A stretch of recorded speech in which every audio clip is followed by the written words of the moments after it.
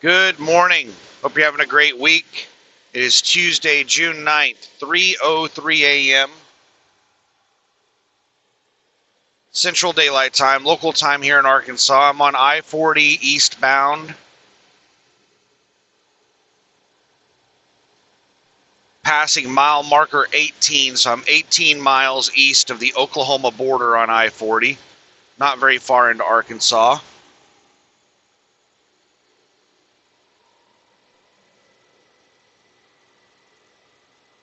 Heading in the direction of South Carolina. So I made a video earlier today driving from Borger all the way to basically Arkansas, and the video recorded sideways. It is too much of a pain for me to flip a video, to rotate a video 90 degrees. It takes a really long time, and it basically has to recreate the entire video, and it needs twice as much storage space as the original video at least. And I just don't have that much storage space on my phone. So these long videos, if they record sideways, I just have to delete them because it's just too much of a pain to get them flipped on their side. So we're trying again. Hopefully this one records correctly. I did a little short 5-second test video and it recorded correctly.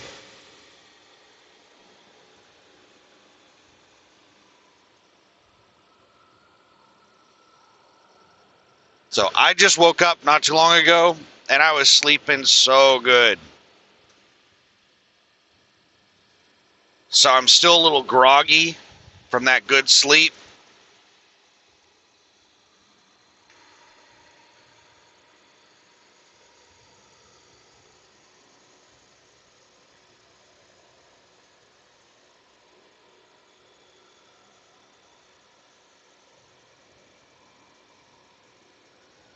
So I ended up getting another, I lost my original load. Somebody else picked it up on Friday. We finally figured out what happened. Somebody else picked up my load on Friday. I don't know if they were supposed to pick it up or like what the deal was. That Texarkana load was still sitting there whenever I took off with this load. So I have a feeling that somebody picked up the wrong load. I have a feeling that whoever was supposed to pick up that Texarkana load took my South Carolina load instead. I think that's what caused all this drama.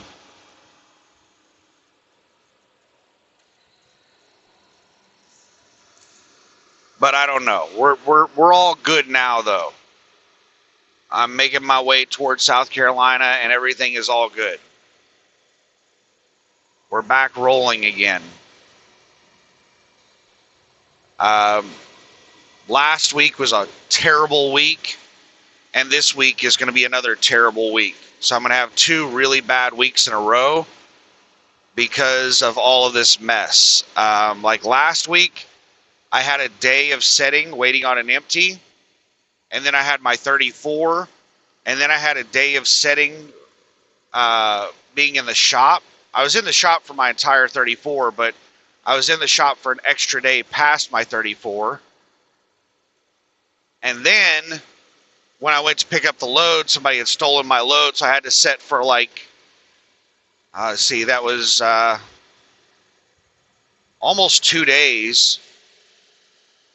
Because I got there Saturday right around 8 p.m. And I didn't end up leaving until noon on Monday. So it was all day Sunday, plus 12 hours, plus 4 hours, like a day and 16 hours roughly.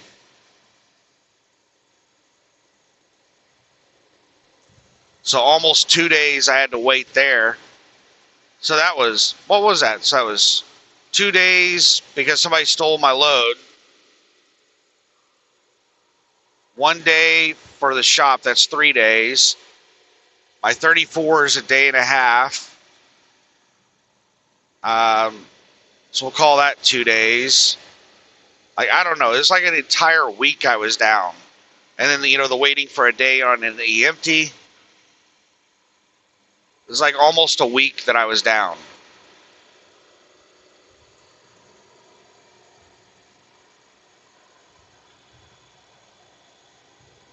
So yeah, it crushed my revenue right there.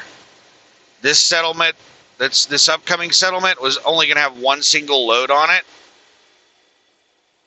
It's like a $3,400 load, but I have my steer tires coming out of this settlement, so I'm probably only going to get around $2,000 on the settlement, plus I have my normal costs that are going to come out of it. So there's probably only going to be like $1,800 deposited into my account for fuel.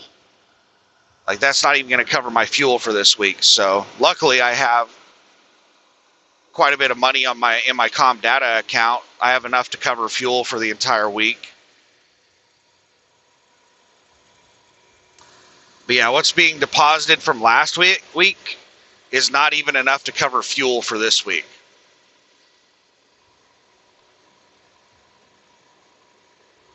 So now I'm about to go into a situation where it's going to be a couple weeks of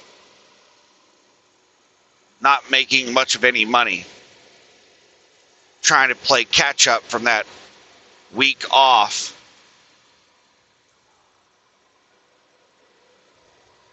And I've still got to find a way to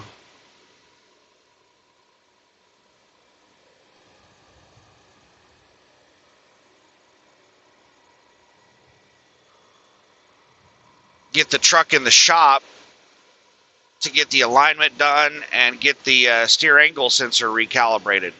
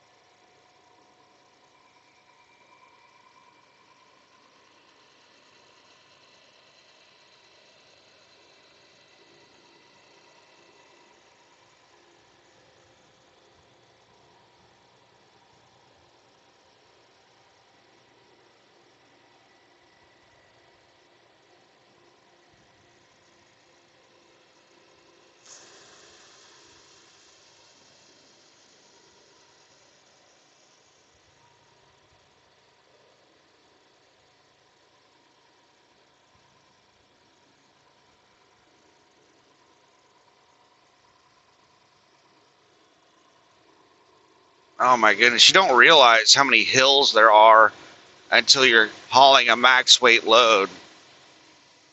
We've been going uphill for feels like a couple of miles, and we're still not finished with it yet.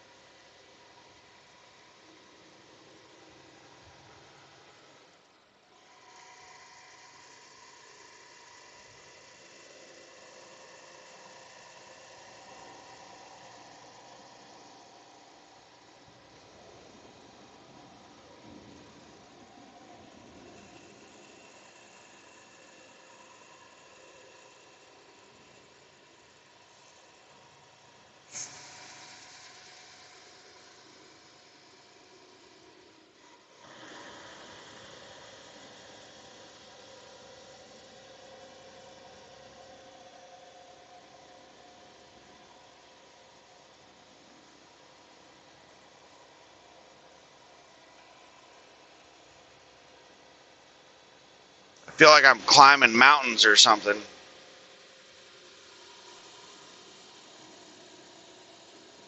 We're still going uphill. This is crazy.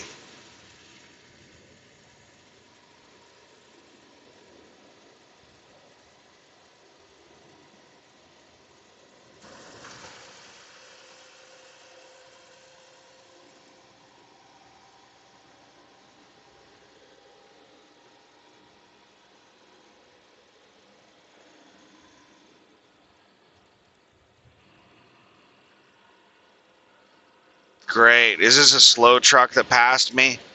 It managed to pass me right as we got to the top of the hill, and now it's sitting right in front of me going slower than me.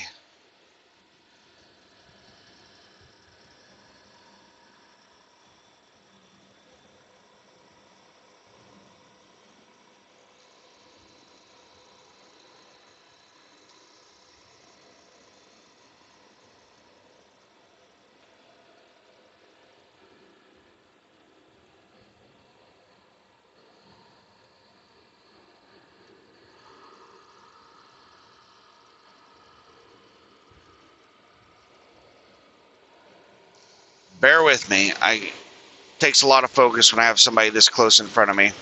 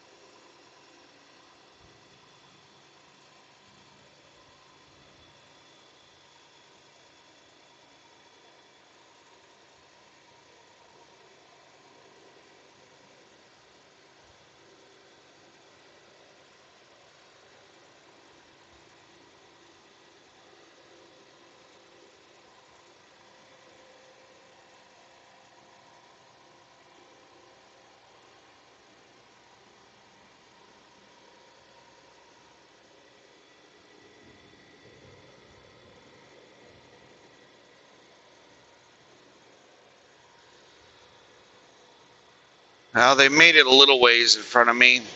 We're still going up and downhill.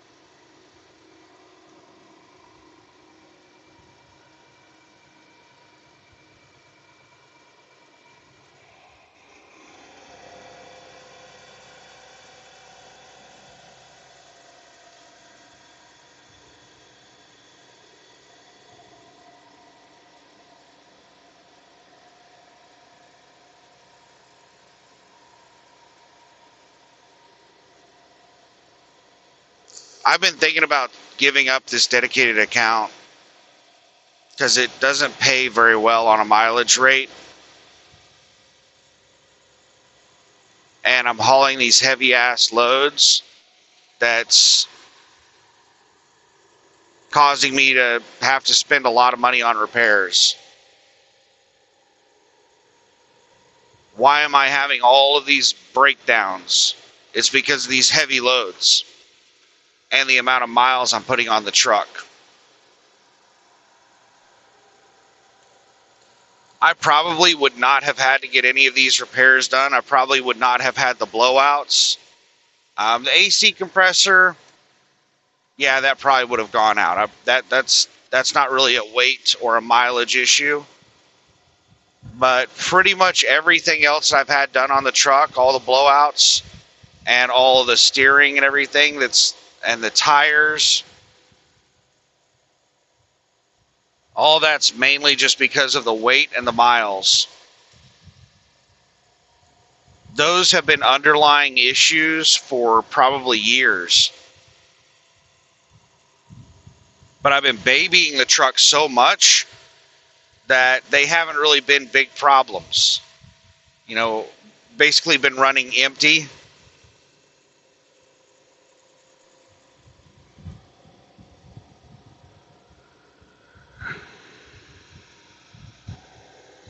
Putting very little strain on the truck.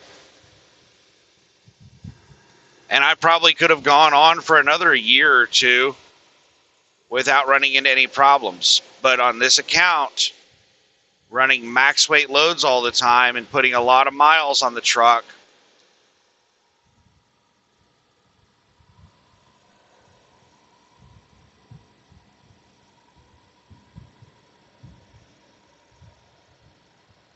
it caused those problems to come to the surface. That's what happened. That's the reason. One of the biggest reasons I don't like hauling max weight loads is because you're putting the truck under tremendous strain. And whenever you are putting the truck under a lot of strain, whenever you're pushing it to the limits, any weakness gets exposed. So you could have all kinds of problems with the truck that you don't even know about. And then you haul a max weight load going up a mountain, and the temperatures and the pressures and everything get really high in the truck, and things just start breaking.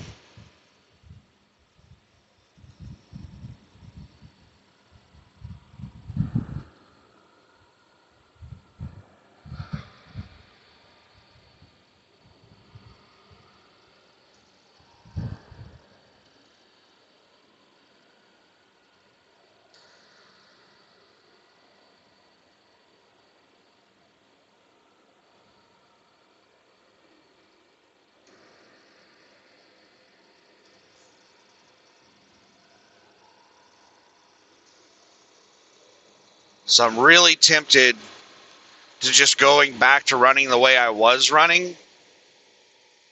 Yeah, I'll lose out on the consistency, but on a per mile basis, I'll make a lot more money. Right now, I'm making $238 a mile gross to the truck. What I was making before was closer to $250 or $275 a mile gross to the truck. And fuel surcharge has gone up quite a bit since then. So I should be able to make over $3 a mile gross to the truck.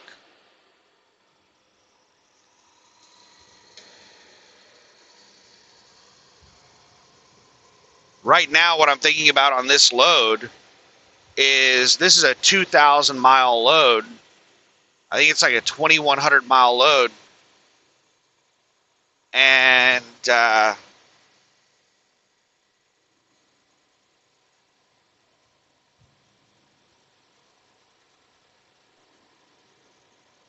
what am I making on this load? So it's 2,000 mile load, and I'm making like $238 a mile, so that'd be 4,000.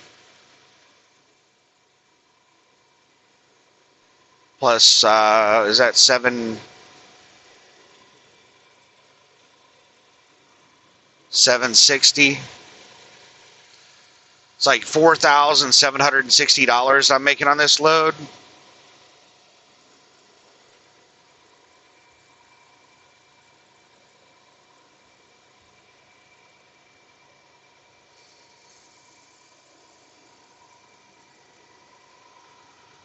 I don't know. I'll have to look at the freight bill to figure out exactly what I'm making. Which reminds me, Tony sent me an updated freight bill.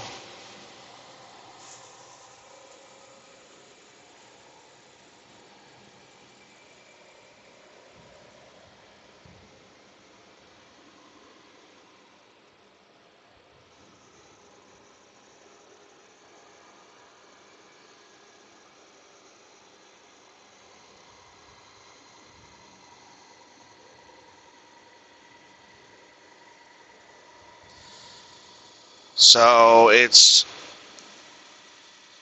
$4,934.40 on the line haul and $1,439.20 on the fuel surcharge. So I don't want to try to do that math in my head. So it's over 2,000 miles.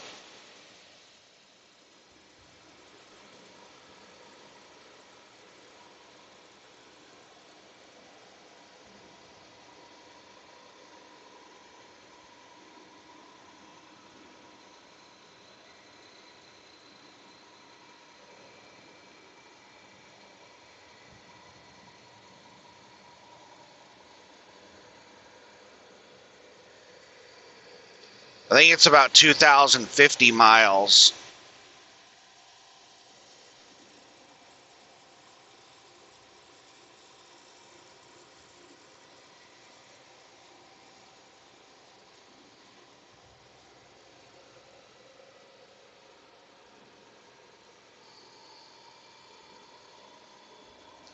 I'm going to try to use the calculator to figure it out. It's going to take me a while just doing like one button press at a time.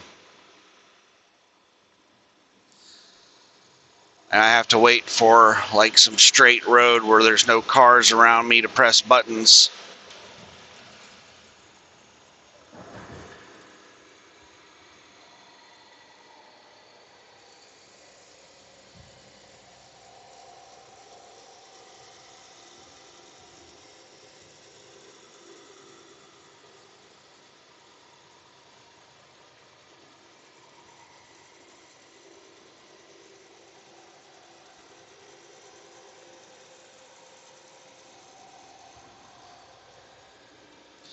$2,056 miles.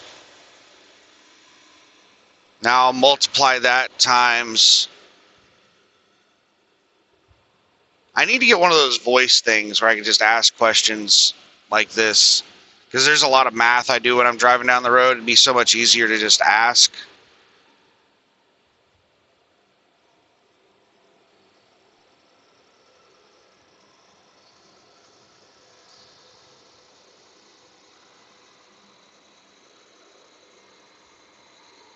Okay, $4,893.28.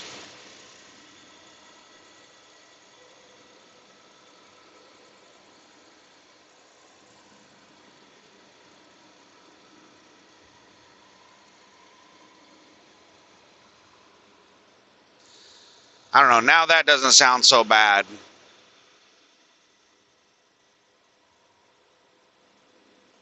This one single load, I'm making almost $5,000 gross to the truck.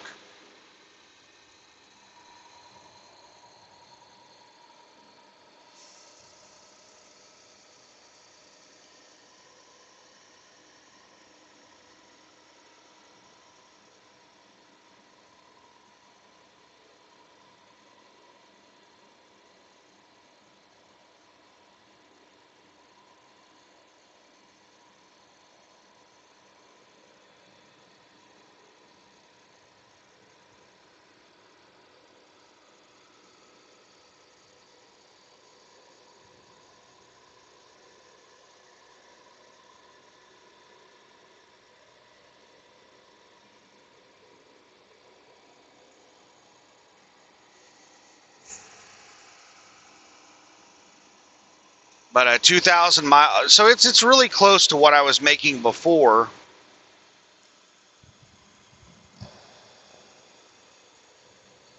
On loads going from Dallas to the Seattle-Portland area.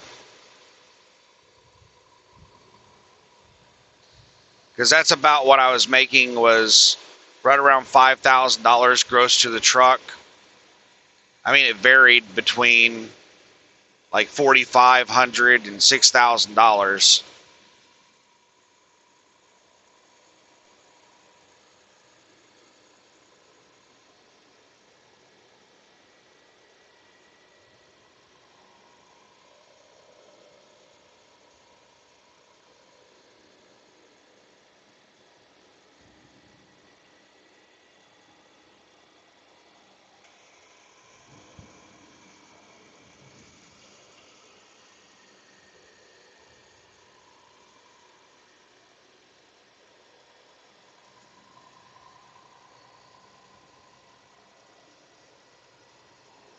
So yeah, I'm making good money.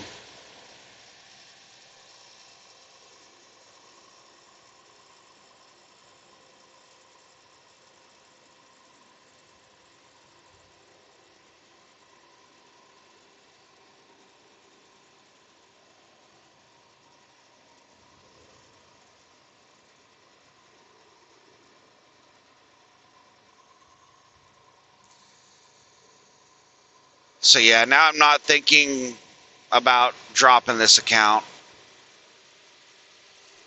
because I'm making really close to the same amount of money I was making. But the other thing is fuel surcharge has gone up by a lot. So I would be making a lot more. I'd probably be making 50 cents a mile more. So that'd be like another $1,000.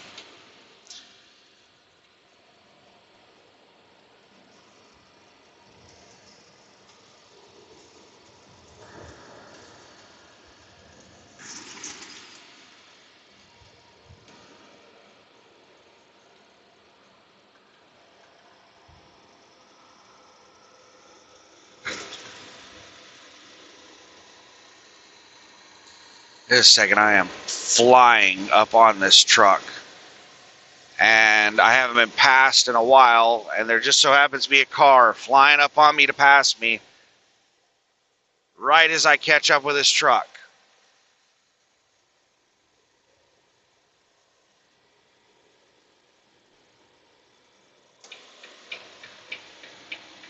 I'm not going to let this car run me into the back of the truck.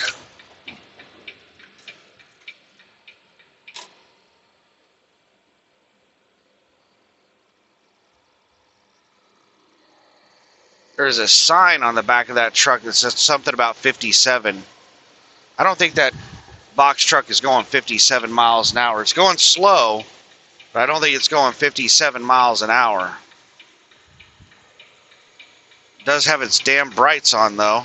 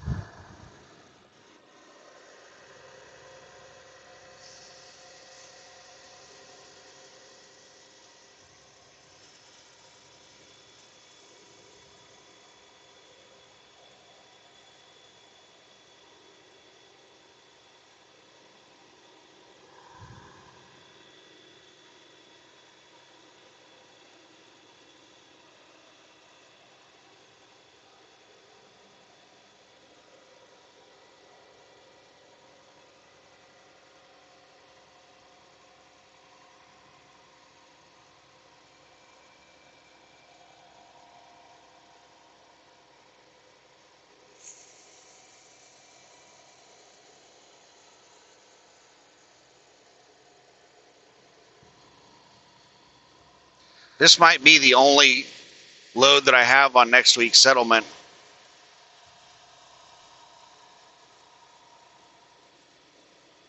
It's early Tuesday morning right now. I'll probably be delivering this load early Wednesday morning. I don't know. I might be able to get one more load. It just depends.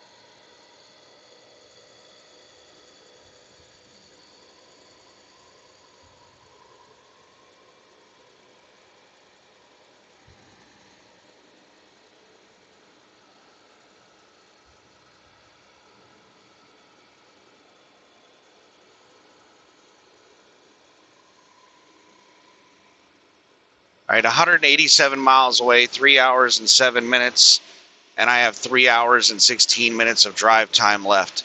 I have 2 stopping points picked out.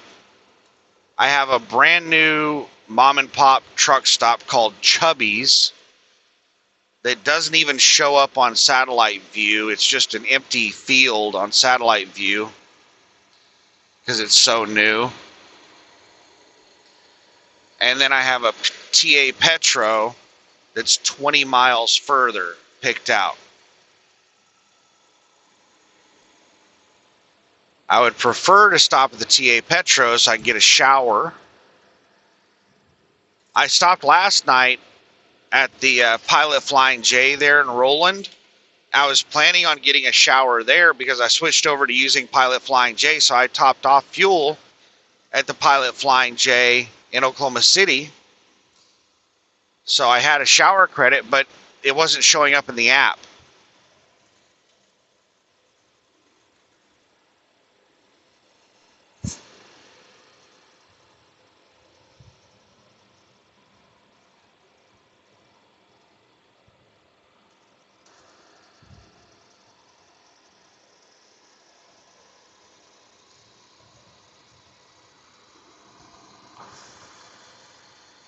It took like, I don't know how long. It finally showed up in the app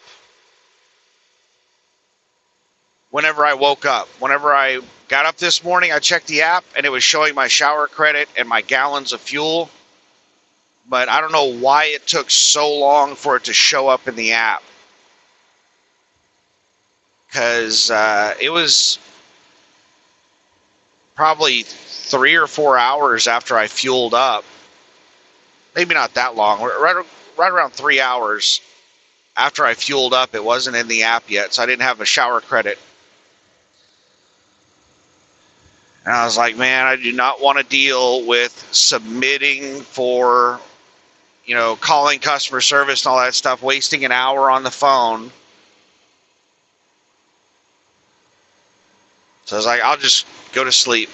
So I went in and I got some Wendy's. I've been craving a cheeseburger for a while. I got 2 double stacks and a large fry. And they had a promotion where if you order $5 worth of food, you get a free small chili. So 2 double stacks, a large fry, and a small chili. Cost me about $12.50, which is really expensive.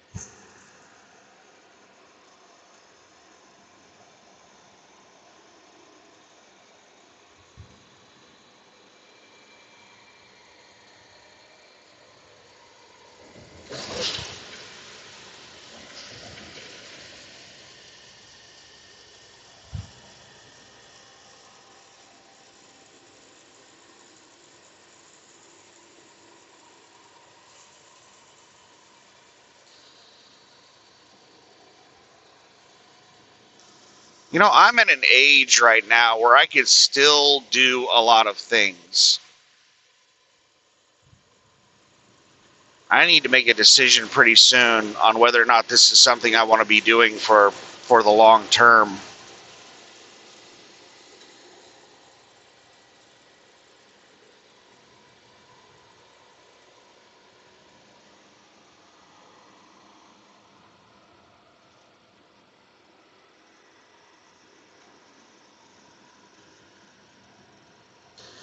Just a second. Some four-wheeler passed me while I was going 60 miles an hour up a hill. Now it's in front of me doing like 65. Oh, maybe not that slow. It's doing like it's trying to stay in front of me. It's speed matching me.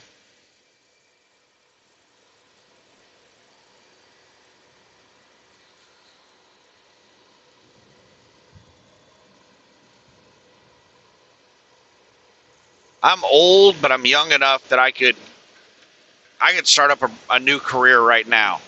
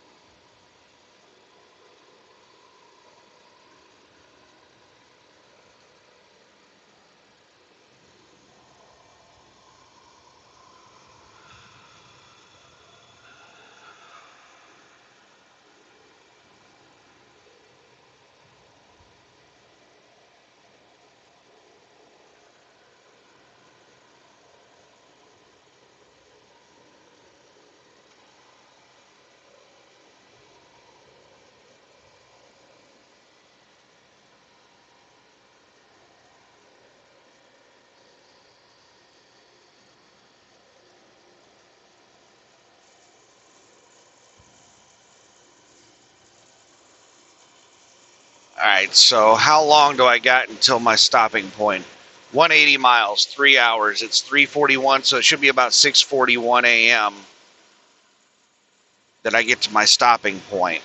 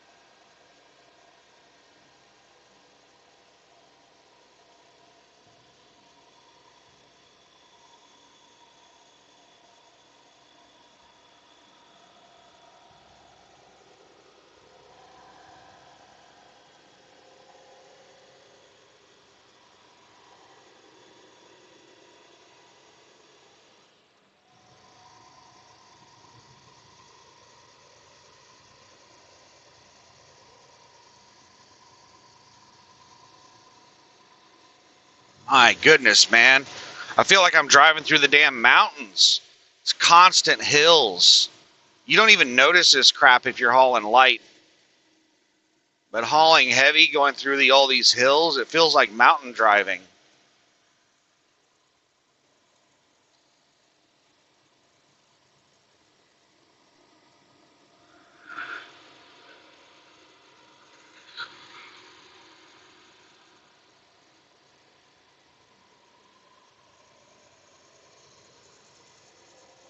So my plan is to top off fuel again in West Memphis, Arkansas, because that's the last cheap fuel headed east. And then I'm just going to have to figure it out from there.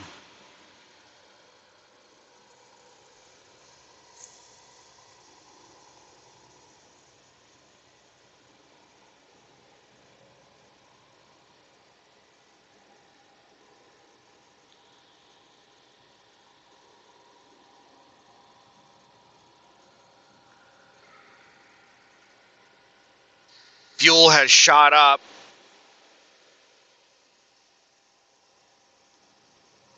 with the escalation of the Iran war, or whatever it is the government's calling it.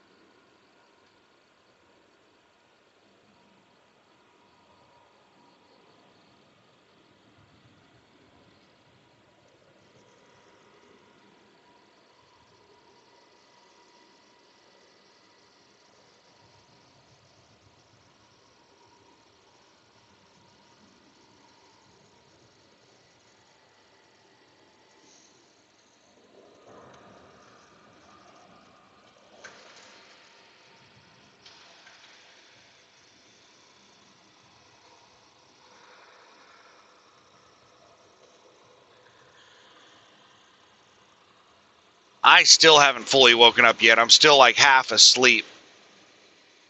That's how good I was sleeping.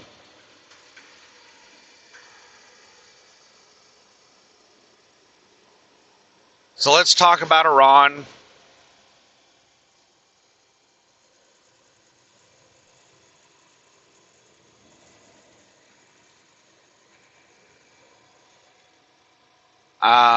What has changed with the Iran war? Well,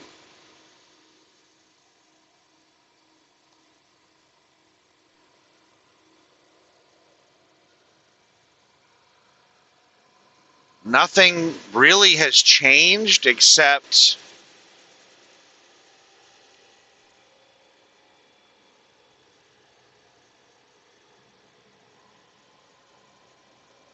people have gotten a little glimpse of reality.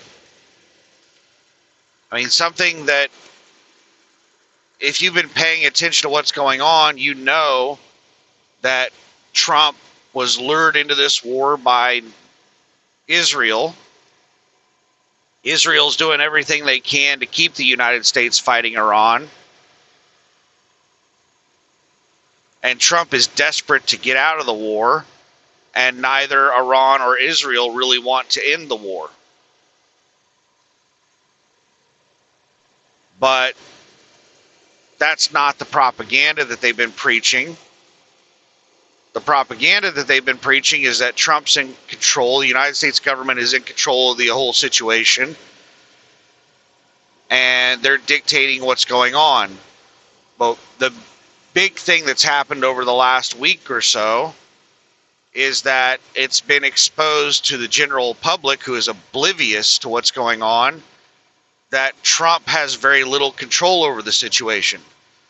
He's stated publicly that he's told Israel to stop attacking Lebanon, and Israel just continued attacking Lebanon. And Iran said, if you don't stop, we're going to attack you. And Trump told Israel to stop. Iran stopped all negotiations with the United States because Israel would not stop attacking Lebanon. And Trump told Netanyahu to stop attacking Lebanon. He went on he yelled at Netanyahu and cursed at him and told him that he would be in prison if it wasn't for him, and told him to stop attacking Lebanon. And he didn't. He continued attacking Lebanon. So that was a very public display. And Trump admitted to cursing Netanyahu out, and Netanyahu just didn't listen to him. And Iran retaliated and shot missiles at Israel. Let me grab my tropical punch. Let me fish for it. Where in the hell is that damn thing at? There we go.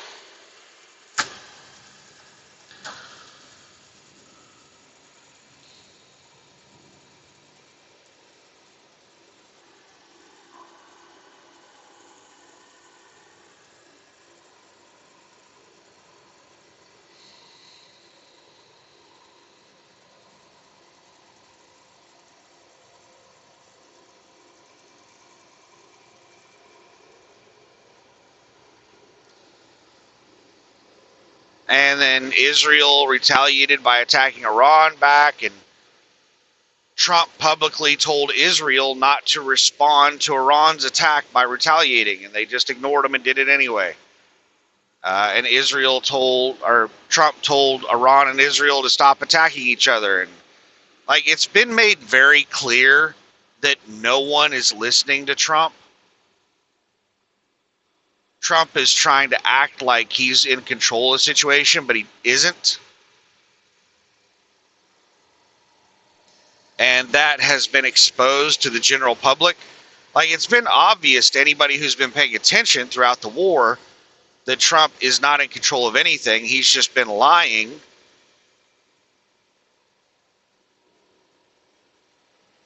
And we haven't been anywhere close to a deal, even though he's been saying over and over that we're, just a couple of seconds away from a deal.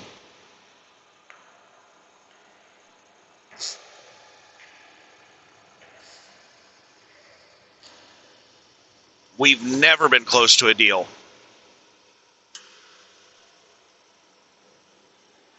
There are certain things that Iran is not willing to negotiate.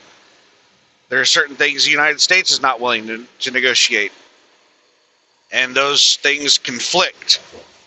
Until both sides agree to negotiate those things, we're not close to a deal.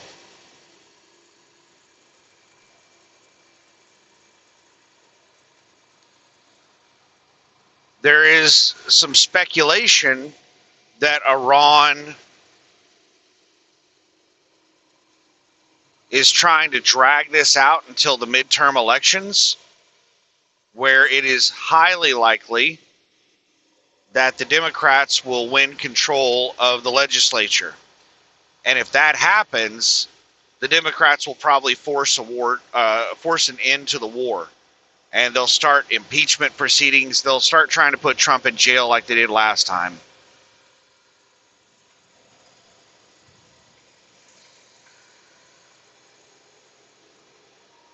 I don't think that Iran is doing that.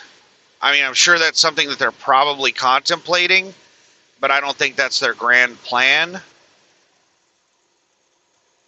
Because Israel is in control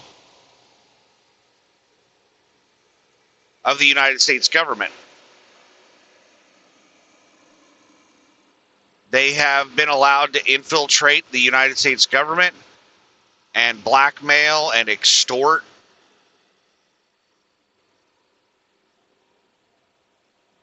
politicians to where it doesn't really matter who's in power, the Democrats or Republicans. Israel is able to influence our government.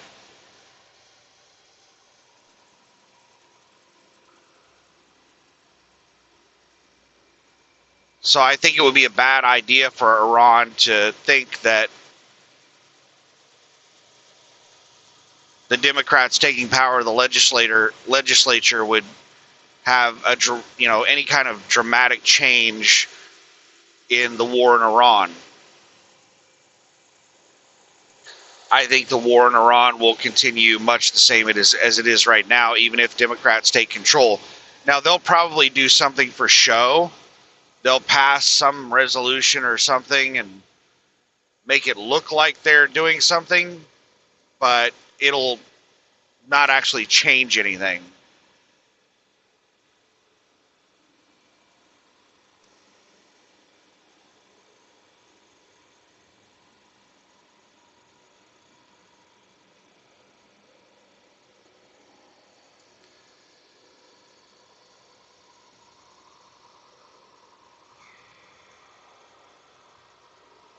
Oh, I gotta sneeze.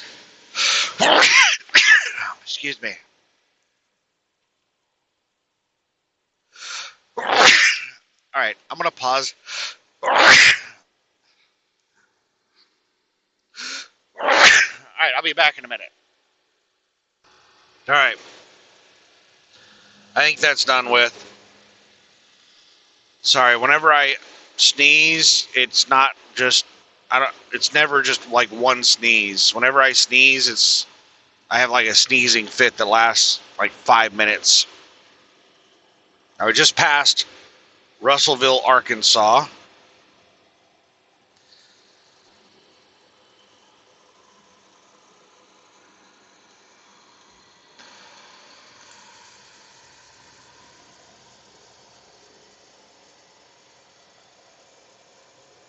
So yeah, in my opinion, nothing has really changed. There's been no dramatic change with the Iran situation. Iran has ended all negotiations.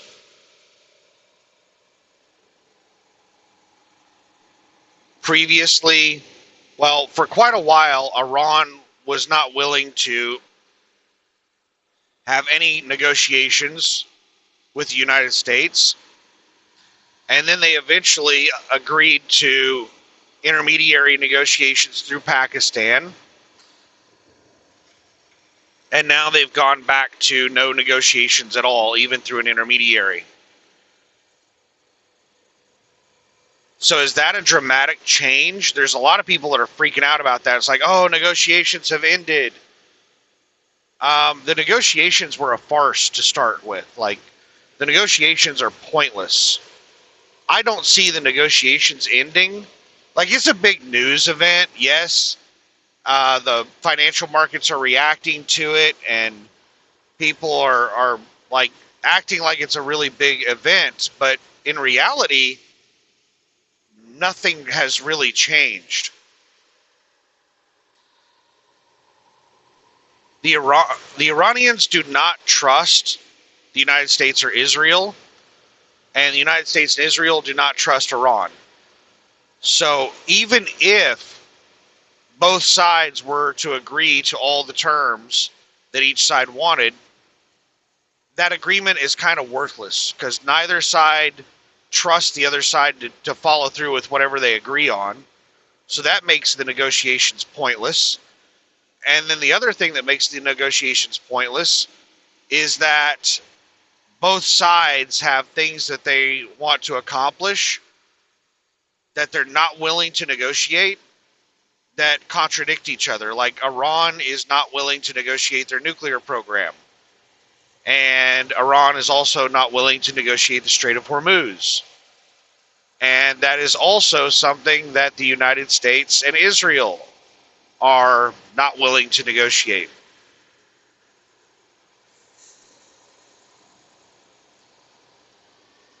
So you have these impasses that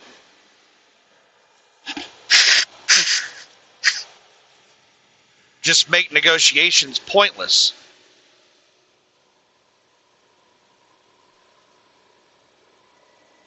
So I don't see it as a really big event that negotiations have ended, because the negotiations were pointless in the first place. There was nothing happening with negotiations.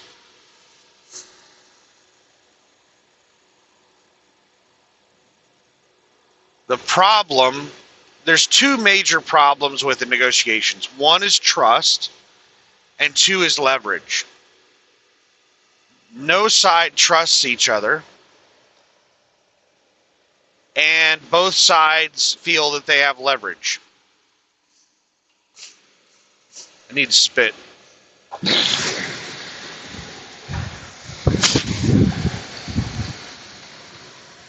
So in order for negotiations to really work, there has to be some kind of mutual benefit, or one side has to have leverage over the other to force, something negative upon them. So we don't have mutual benefit, and neither side thinks that the other side has leverage over them. The United States thinks that they have leverage over Iran, and Iran thinks that they have leverage over the United States.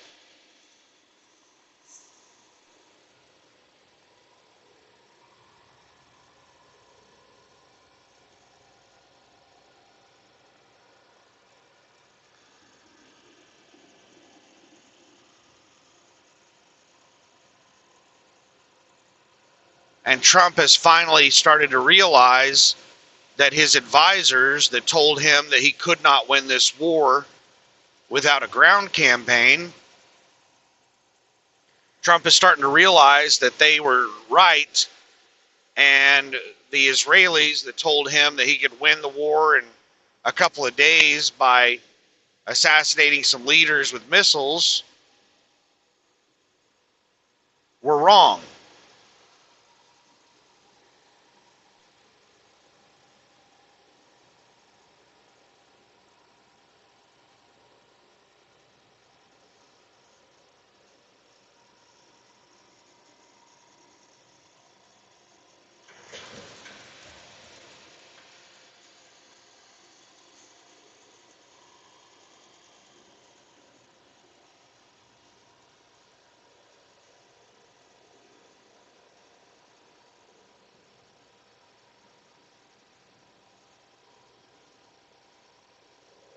So yeah, we've had some big news events that's happened with the war, but I don't think anything's really changed with the war. It's just some of the things that were known to people who were not idiots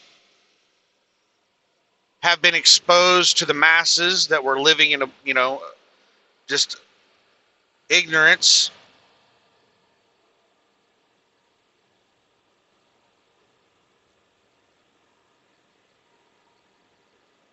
And the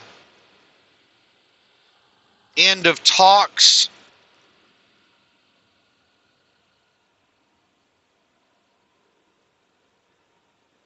was really a non-story because the talks or negotiations were not going anywhere anyway.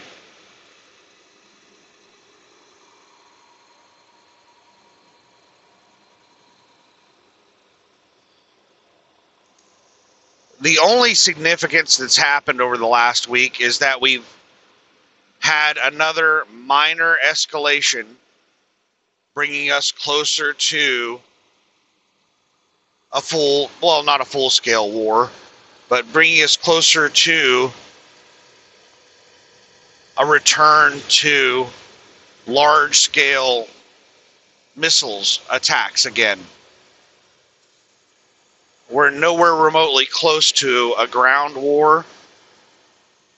If a ground war were to happen, I think everybody would be well aware of it because it would require so many troops to be moved into the area. There would be massive supply lines built up. It would be a very large event. Unless they try some stupid special operations ground campaign, which is not likely to be successful.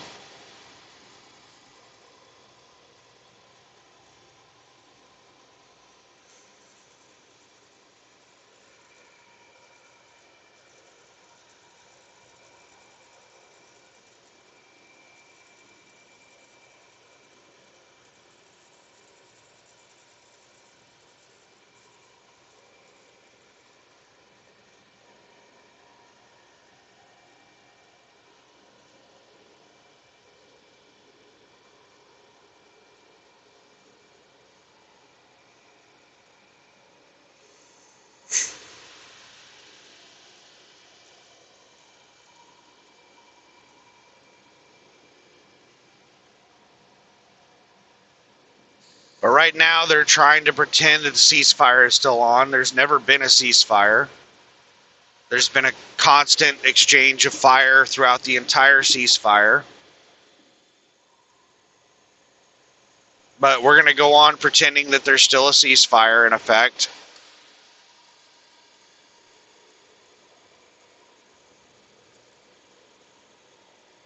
Why are we pretending that there's still a ceasefire in effect? Because as soon as the war goes, the ceasefire ends and the war goes back to what it was, Israel has said that it's going to knock out Iran's infrastructure, and Iran said that it's going to knock out everybody's infrastructure. Iran has even talked about attacking targets in Europe.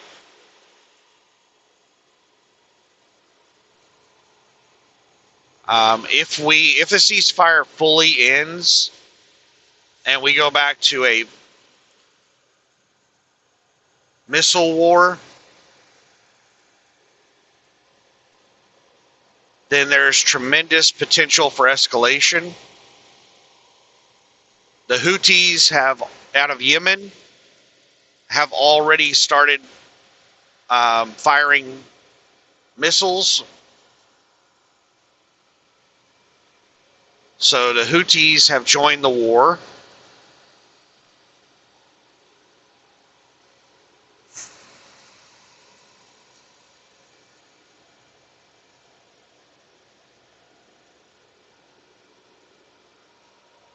That means that the Strait of Bab el-Mandab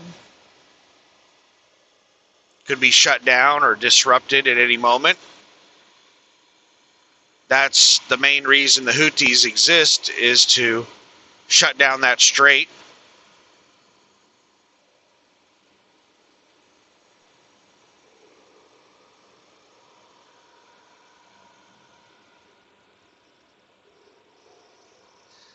And that basically is the same situation as the Strait of Hormuz, where Iran doesn't have the capability of fully shutting down the Strait of Hormuz, but they have the capability of disrupting it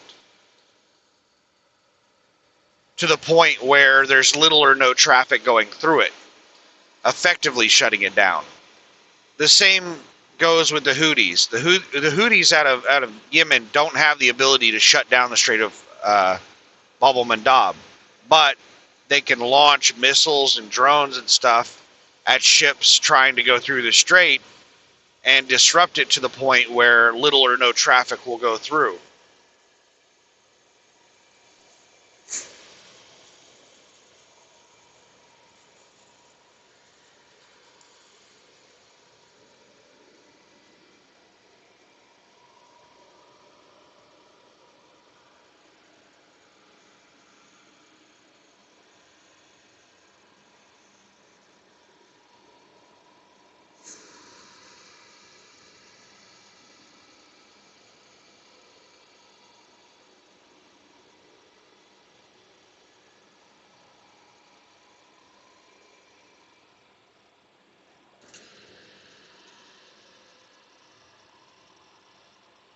So we just keep inching closer and closer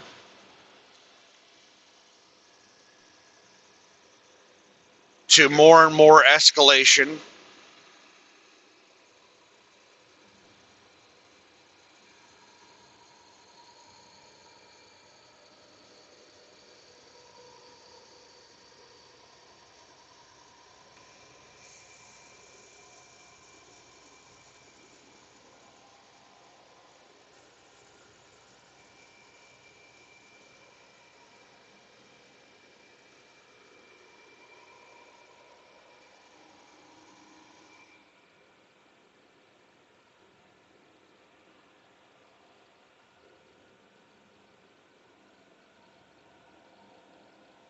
And nothing has really changed with my view on the situation.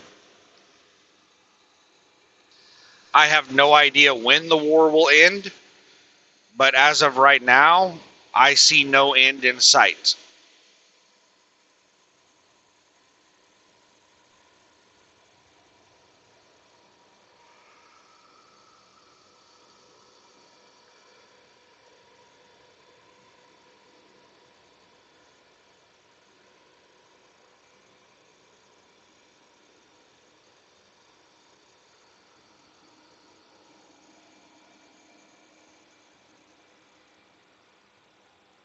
This could just turn into a new normal.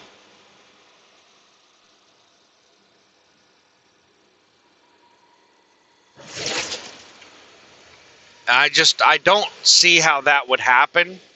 I don't think Israel would allow that to happen, because if the United States does what a lot of people think that the United States is going to do, where it just walks away from the war, then Iran is now the new superpower in the Middle East. Iran will now control the Middle East.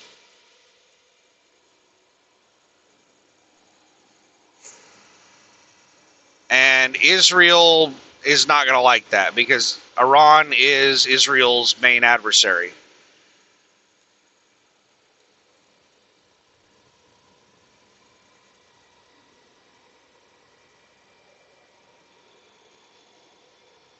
So if the United States tries to walk away from the war with Iran, Israel might just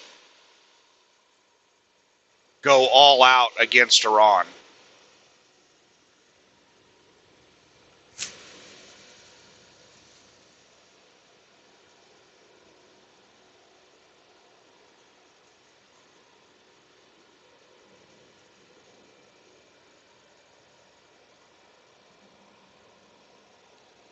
I don't know exactly how that would play out.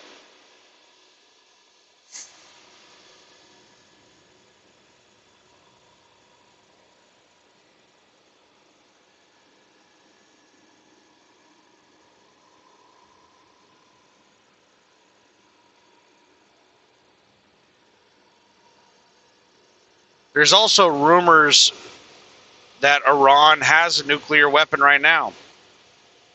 There's rumors that Russia, North Korea, or some country has provided nuclear weapons to Iran, and Iran has approximately 3 nuclear weapons right now.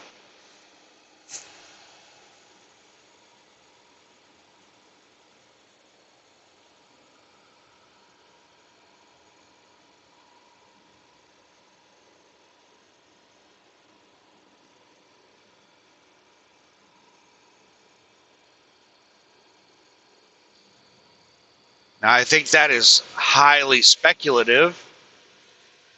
I haven't seen anything that leads me to believe that is true. It's just a rumor I've heard people talking about.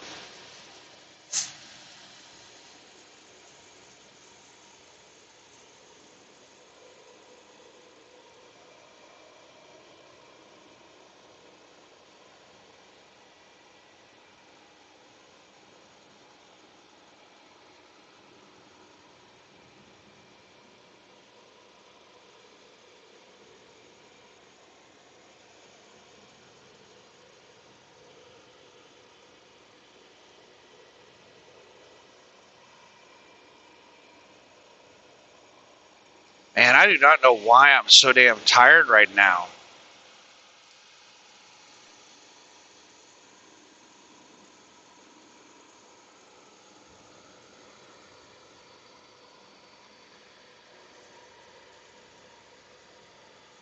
Because I slept Saturday night, man, I slept for like 12, 15 hours or something.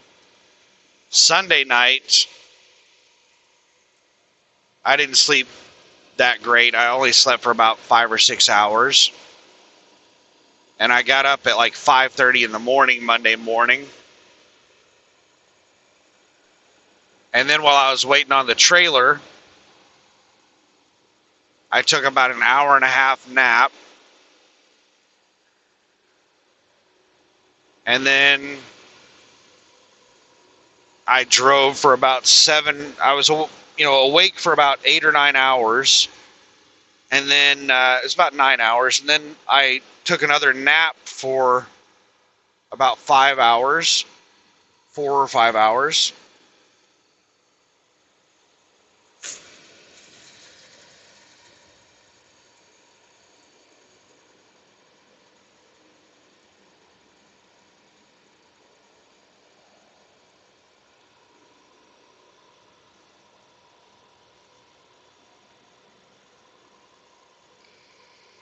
And now I'm awake again. That's probably why I'm tired, is I haven't gotten, since Saturday, I've been living on naps.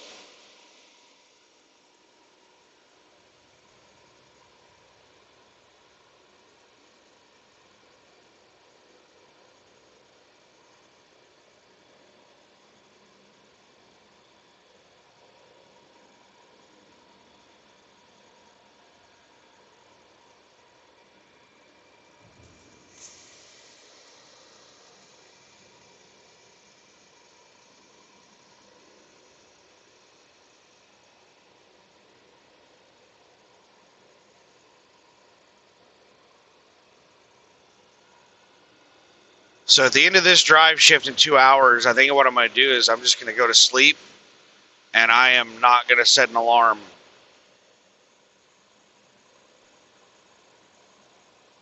Or if I set an alarm, it's going to be for late in the day. Because I'd like to get on a night schedule.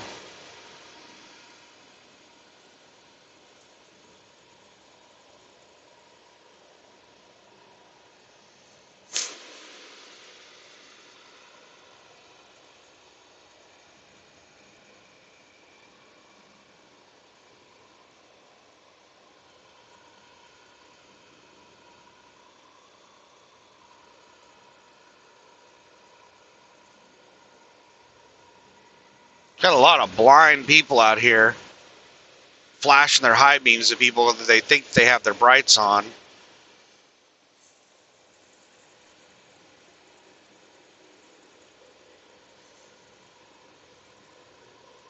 The car in front of me, well, not this car that just passed me, but the one that was in front of that one, has been flashing their high beams at cars that don't have their high beams on. And I've had oncoming traffic flashing their high beams back over. I don't know if they're flashing them at me or the cars in front of me or behind me.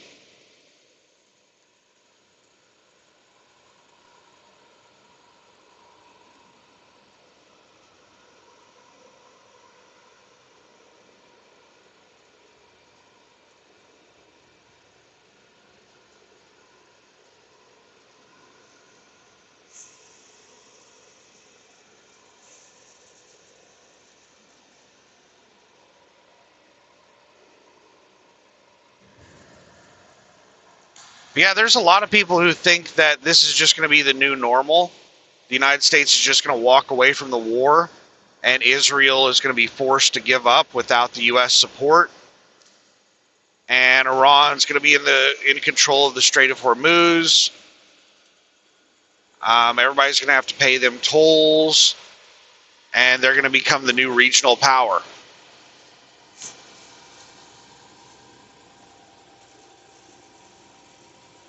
Iran was really looked down on in the region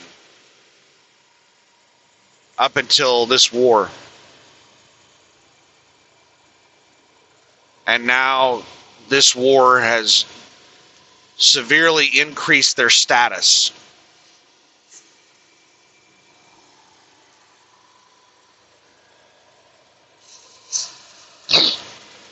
Need to spit.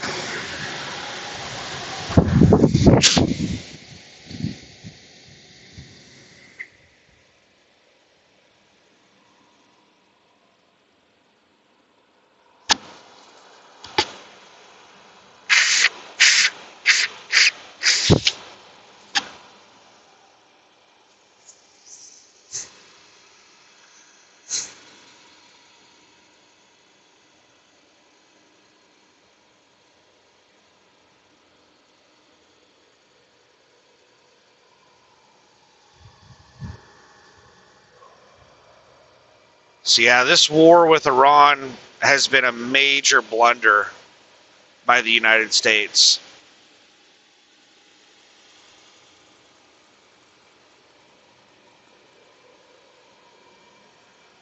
And still, my thought is that the only way we are going to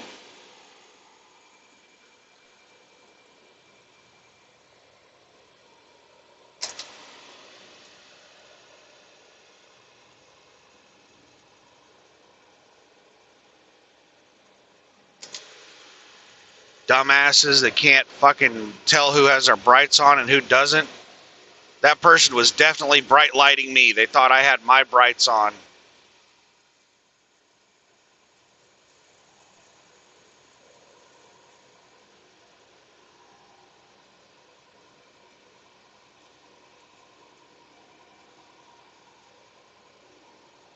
All these blind people out here should not have driver's licenses.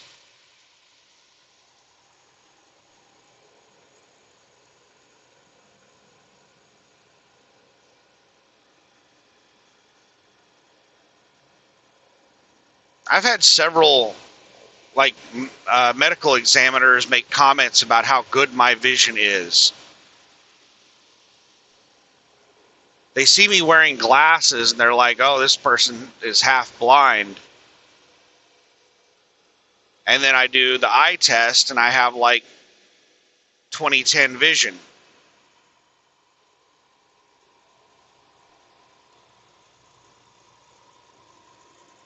And they can't believe how well I can see with glasses.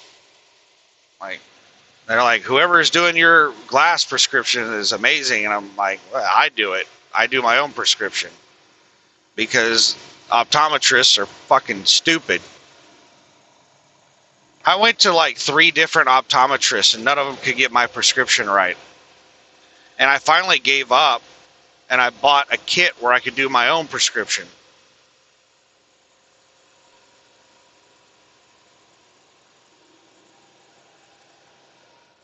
And that's what I've been doing for like the last, I don't know how long.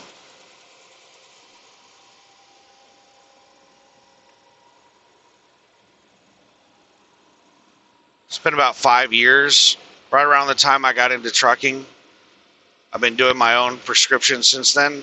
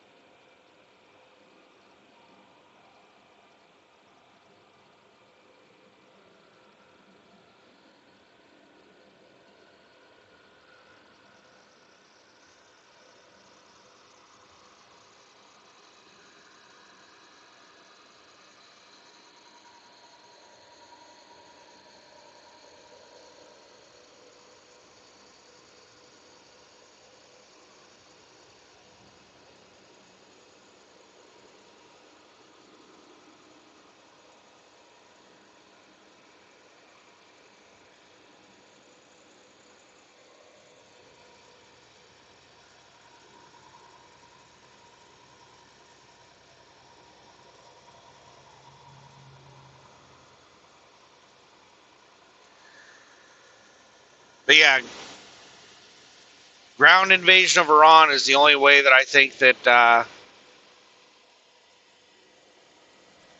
the Strait of Hormuz fully reopens again.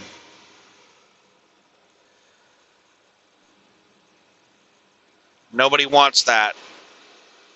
If we did a ground invasion of Iran, it would probably be another Vietnam. For one, our government would probably do a half-assed invasion where we would try to go in with limited ground troops, and that would not go well. And it would slowly, over time, build up more and more troops. And we'd probably end up having a draft.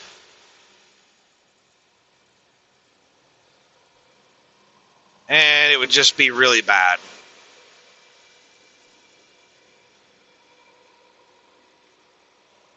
Because of politicians.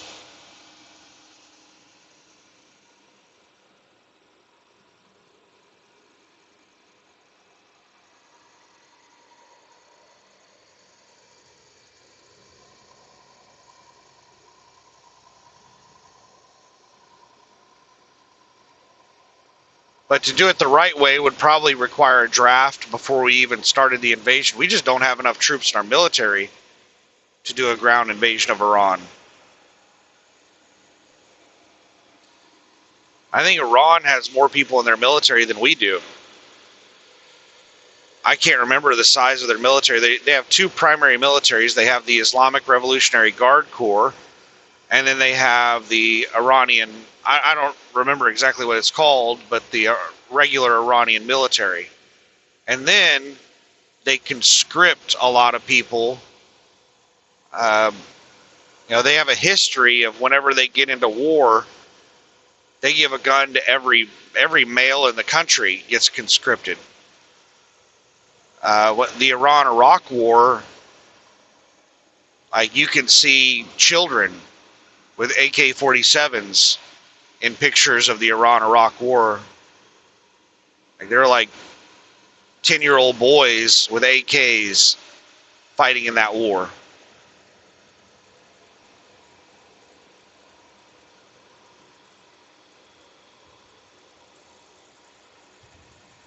And if we started preparing for a ground invasion of Iran, Iran would have plenty of advance notice.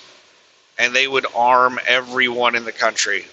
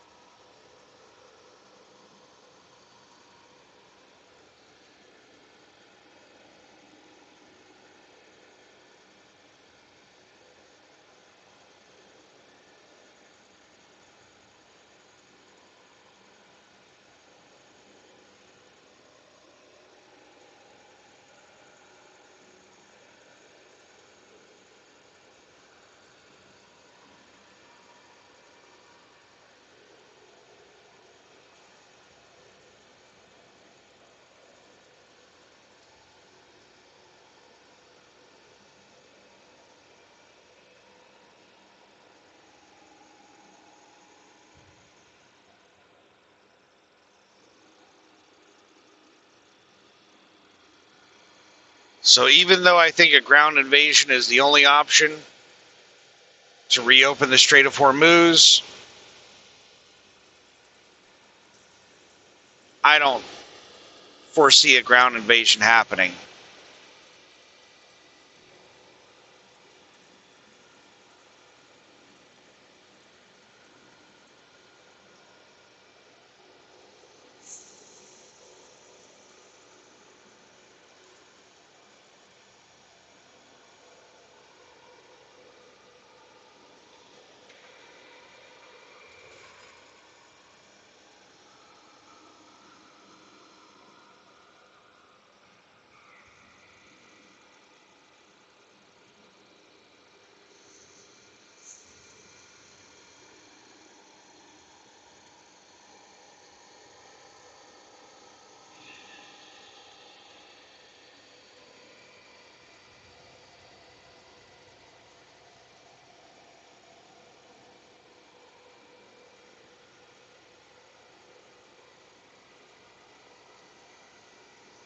So has anything changed with my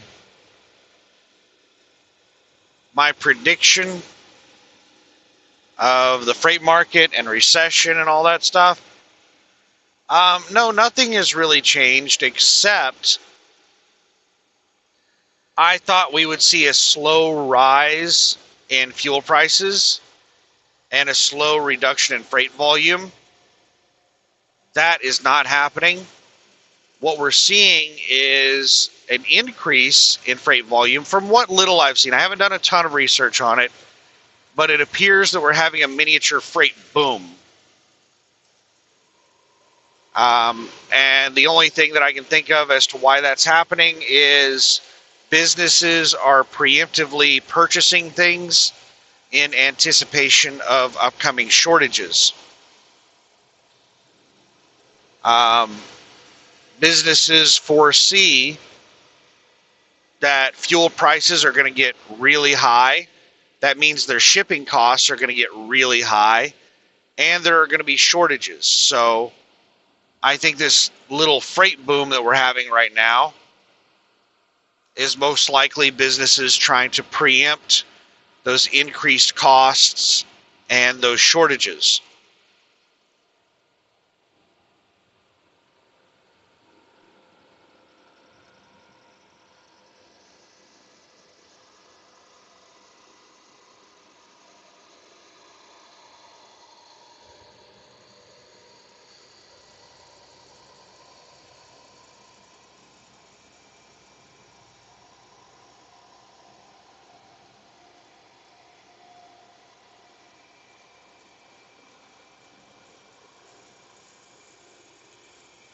Just a second here. We got some country bumpkins that are out here just Sunday strolling.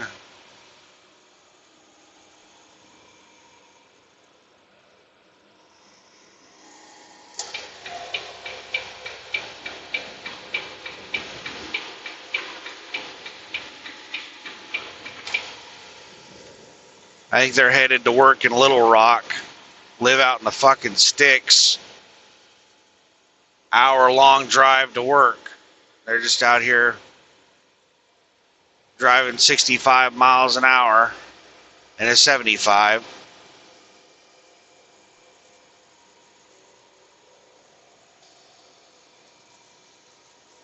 They're probably trying to get higher fuel mileage because of the high fuel prices.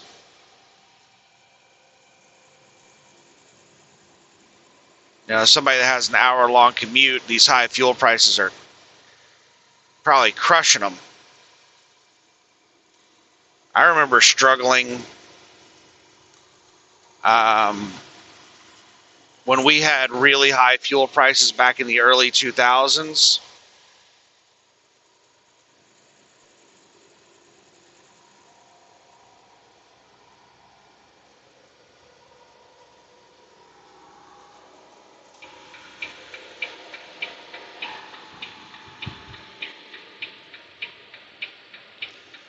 Right around the time we started hitting like record high fuel prices is whenever I had a crazy commute back and forth to work. was like a 60-mile commute.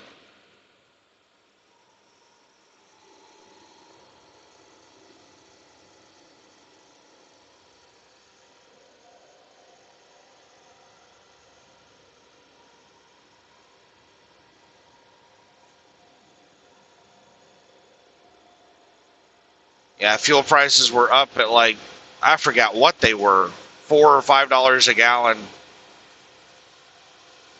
And I was driving like 150 miles a day.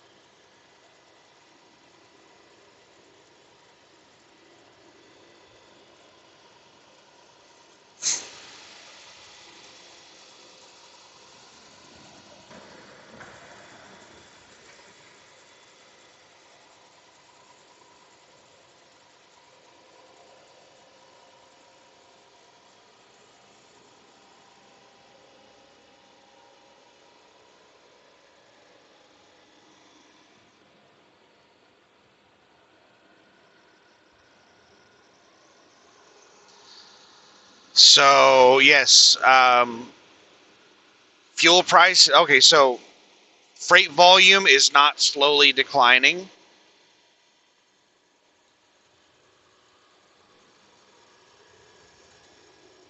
It's actually increasing. And fuel prices are not slowly rising. They're staying really flat.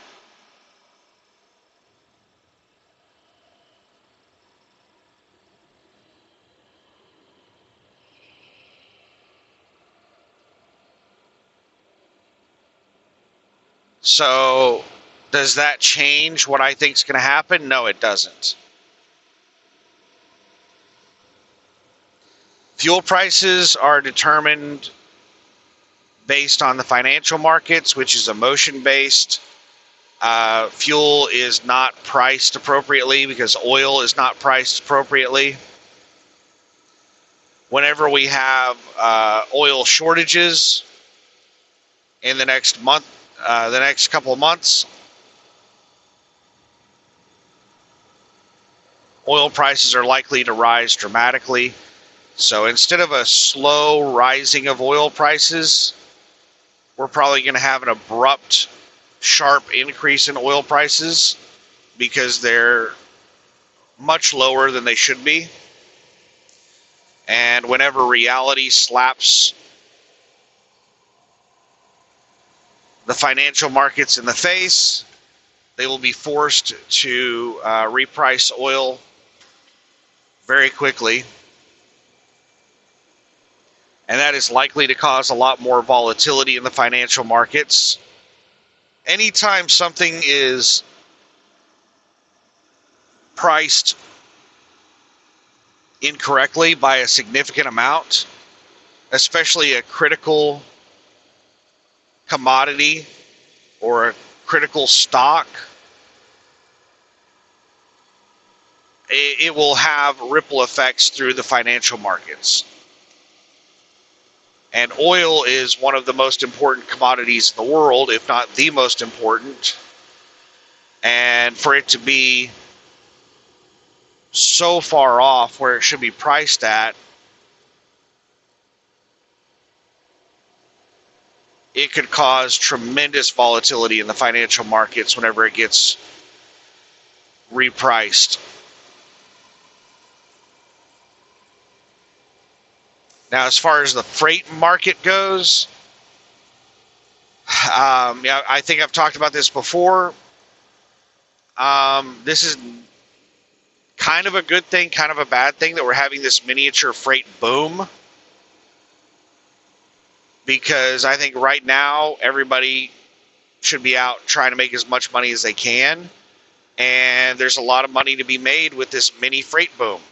With the high fuel prices, we have high fuel surcharge, and these brokers and these shippers are being forced to pay higher rates to move more freight. Normally, if we were still in a really bad freight market, then they wouldn't be paying us full fuel surcharge. They would still be keeping the rates really low, and we'd just be dealing with really high fuel prices. But right now, there's a lot of money to be made.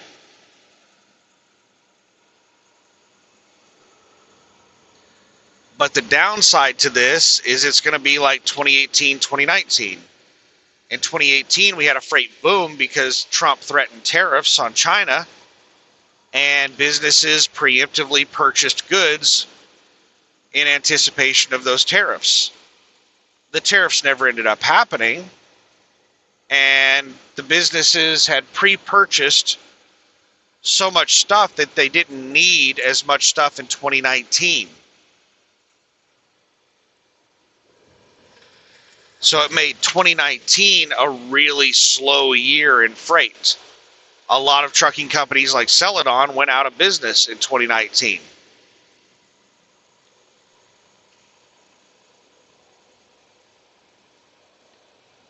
So this little mini freight boom that we're having right now, I don't think it's going to last long. And it's going to make the problem much worse.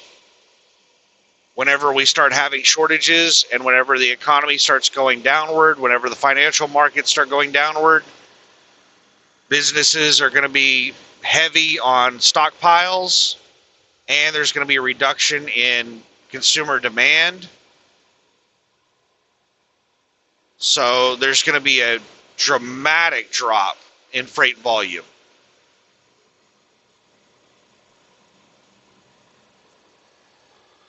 So I think what's going on right now is just going to make the correction worse.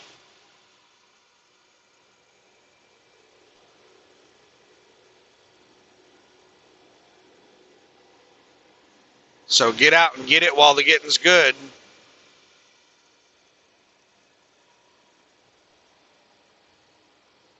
Now is the time to be out there making money.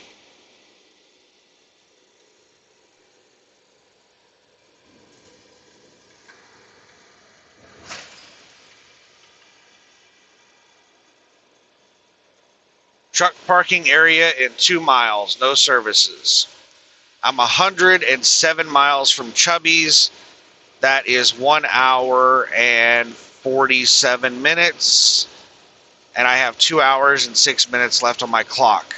The TA is 20 miles further. Once I get really close to Chubby's, I'm going to have to make a decision on whether to stop at Chubby's or drive on to the TA.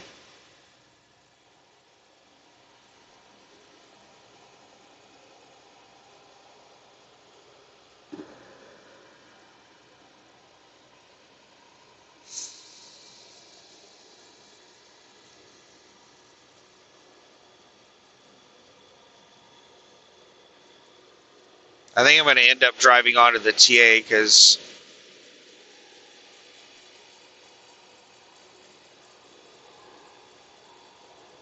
I've already almost got enough time to make it to the TA.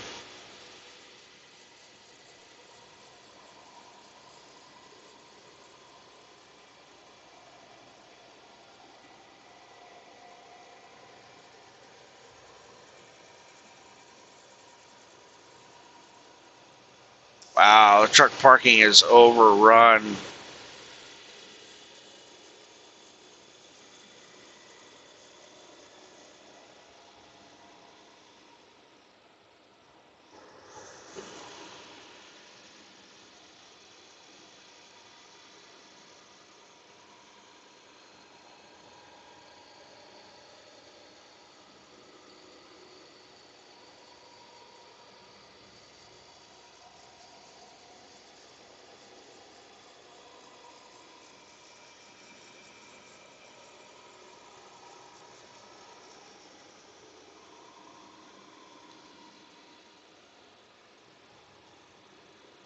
I've got 2 shower credits at TA, and I don't know exactly how long I've got to use them, but they only last for 7 days. Pilot Flying J shower credits last for 10 days.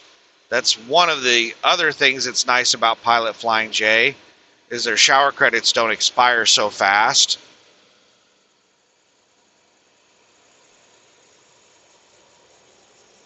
But I doubt I'm going to be able to use both of my shower credits at TA Petro.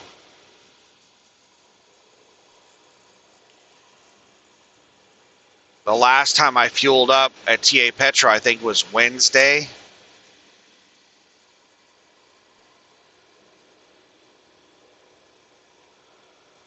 So one of my shower credits probably has already disappeared. I'm probably down to 1 shower credit now, and it's going to be gone tomorrow. So I'll get a shower at TA Petro at the end of this drive shift, hopefully. Hopefully I can make it to the TA just east of West Memphis, or just west of West Memphis, Arkansas.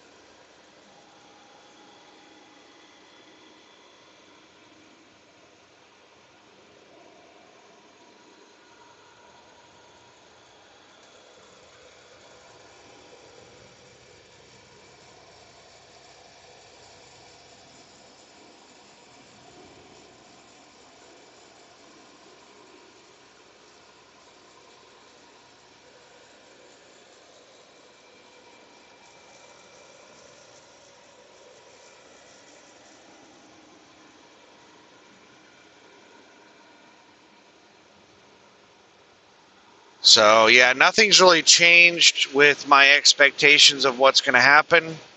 So let's go through those. Let's go through the timeline.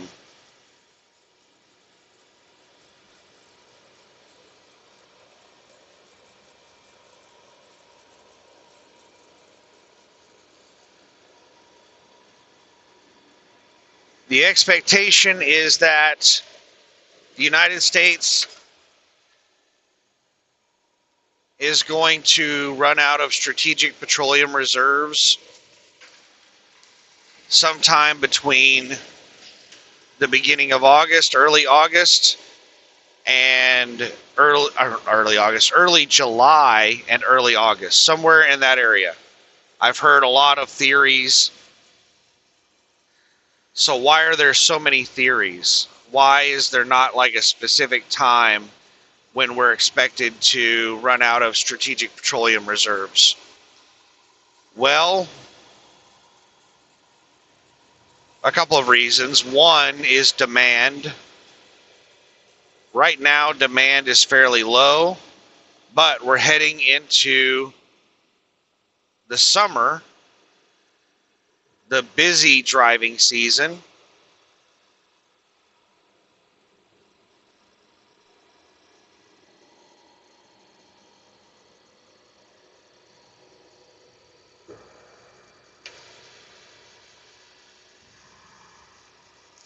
So fuel demand is about to increase.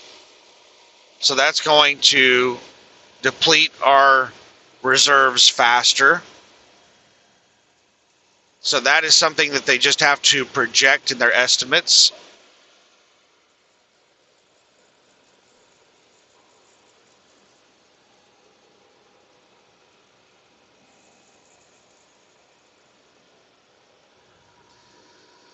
And the other big factor is we don't know exactly how far down we can take our strategic petroleum reserves. China has all of their reserves in above ground oil tanks. they can completely use all of their strategic reserves. The United States has their strategic reserves in like underground caverns, like natural structures that we've just repurposed for oil storage.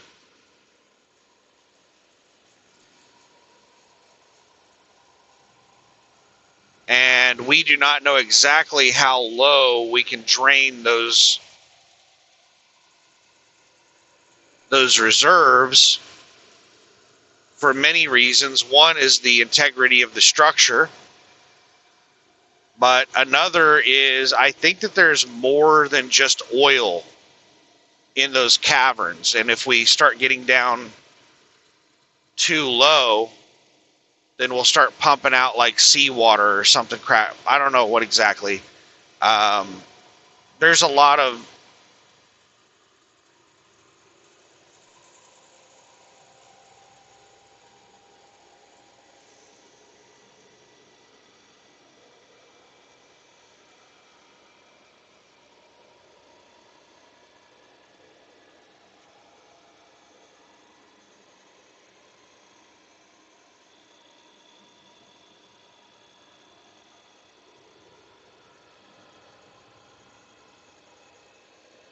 there's a lot of factors to consider.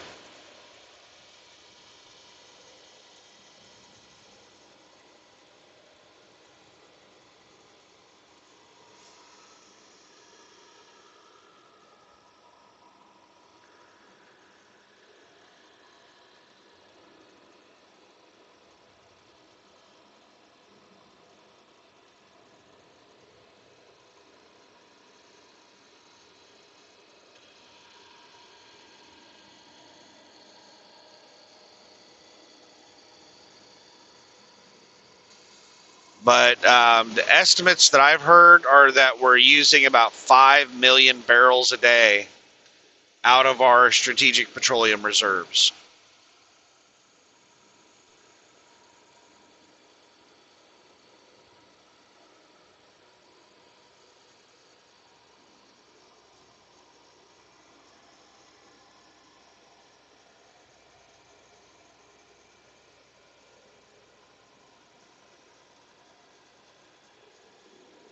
So over the course of a month, that's like 150 million barrels per month. Is that right? 30 times 5.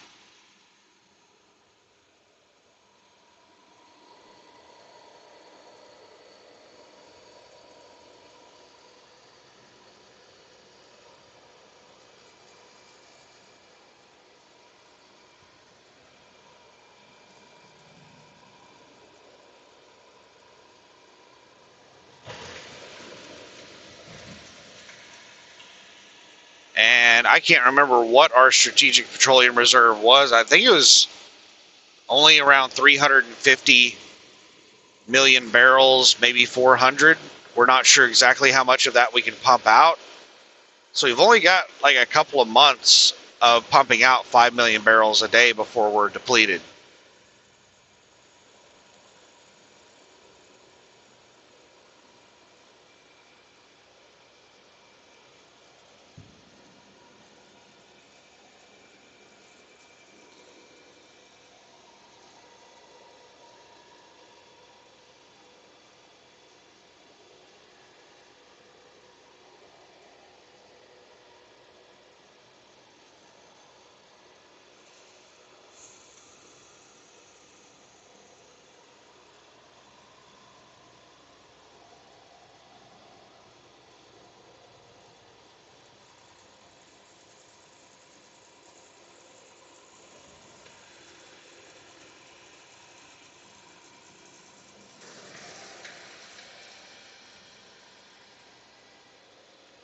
So this is just elasticity in the supply chain that is being used up.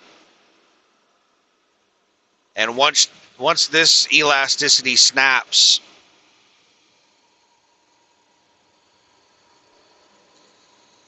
then it'll cause more strain in other areas.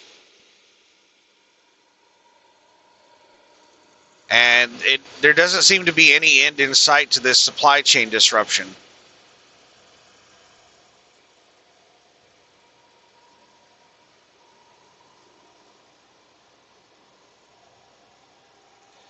So we're just going to continue seeing more and more elasticity disappear and become actual shortage.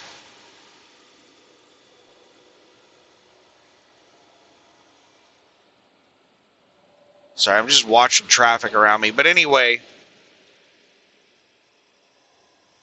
we're going to cross a threshold whenever the United States runs out of strategic petroleum reserves. I don't know if the United States has ever, since we've had strategic petroleum reserves, I don't know if we've ever run out.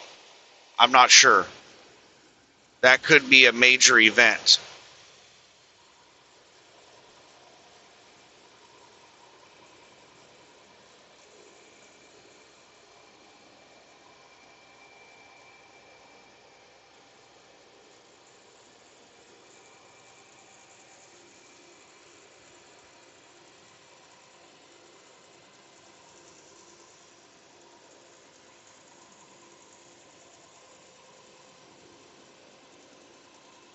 And that, I think, is going to be the first major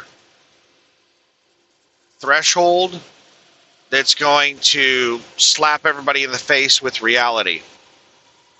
Like the financial markets are going to get slapped in the face with reality and realize that oil is not correctly priced.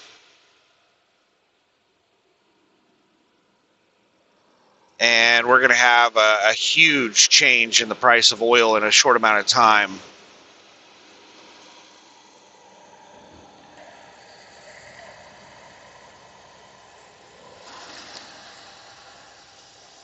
I don't think it's all going to happen in like one day.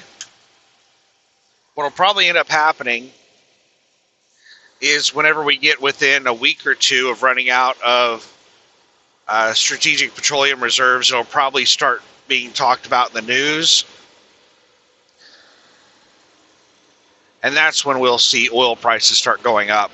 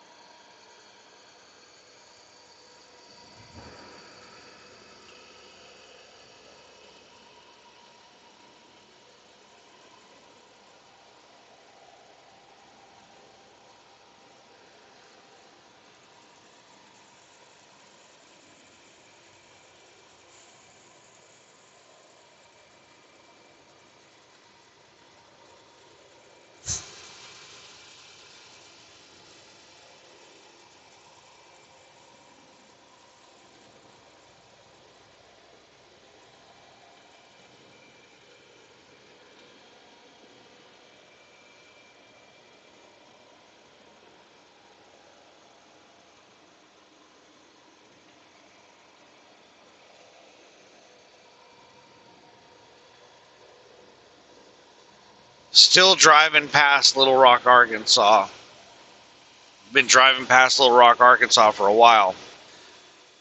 I-40 does not actually go through Little Rock. It goes north of Little Rock. But why did this jackass just move over in front of me?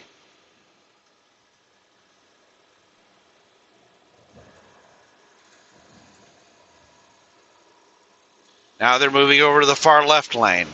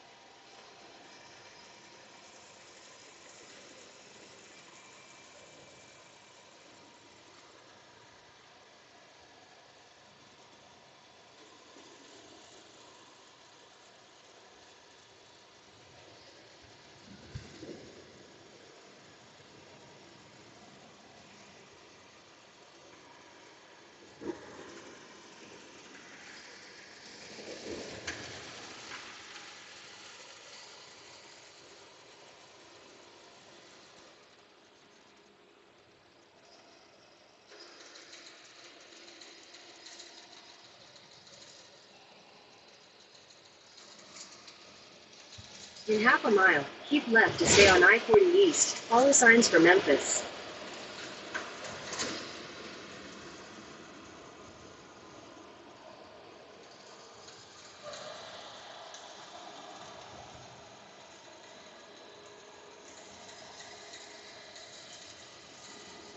Keep left to stay on I-40 East.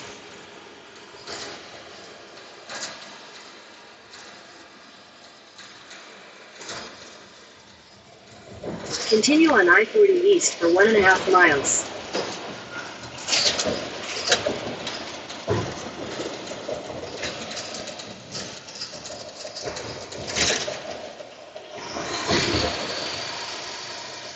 Sorry, we're going through lots of interchanges, and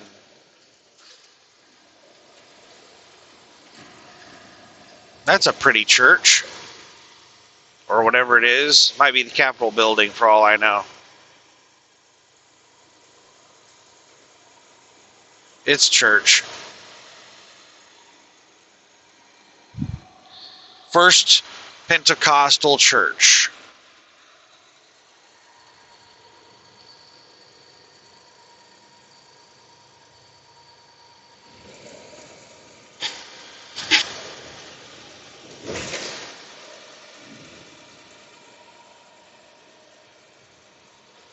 In half a mile, keep right to stay on I-40 East.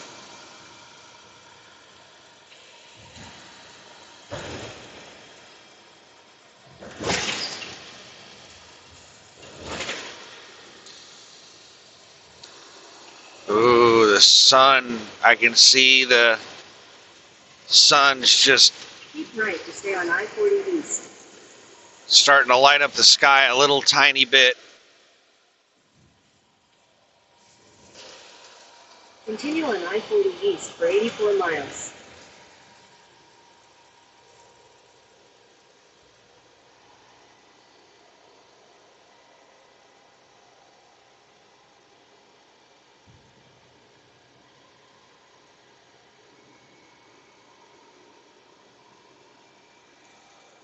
"5:05 a.m.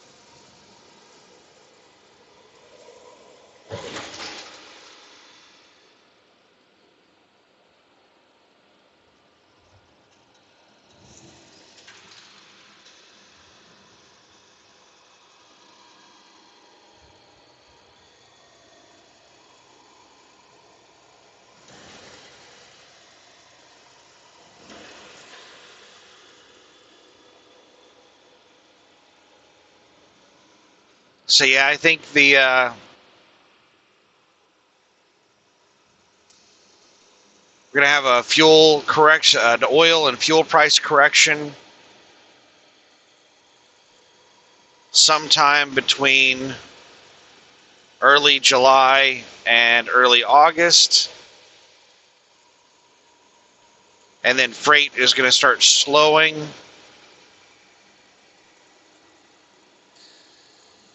And then my first quarter, right around January, February, March of next year, the freight market is going to tank.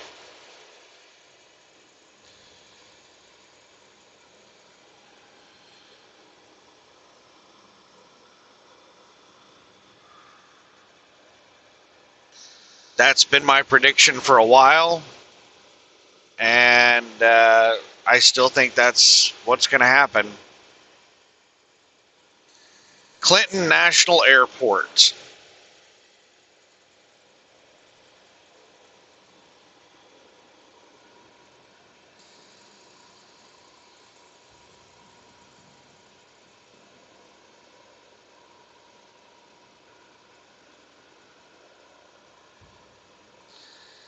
I remember when I was a kid going to a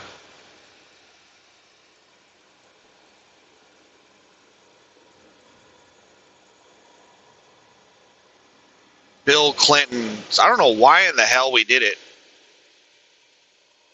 Like, I had never been to a political anything up to that point in my life. And then all of a sudden, we drove over to, I'm not sure if we went there for the reason of, like, listening to Bill Clinton, or if we were just going to a park and he happened to be there. But we went to some kind of state park in Arkansas over by the Oklahoma border. I can't even remember what park it was.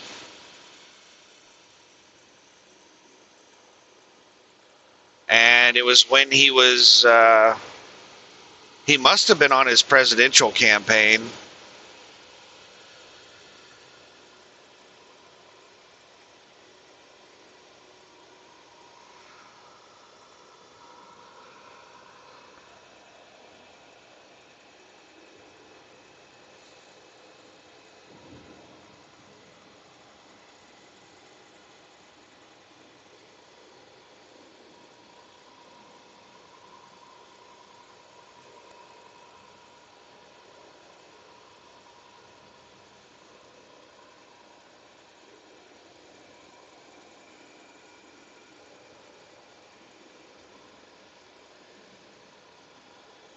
I'm trying to remember.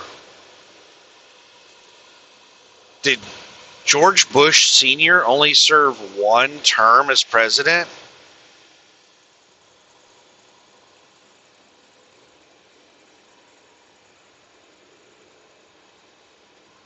Because he was president from like 88 to 92.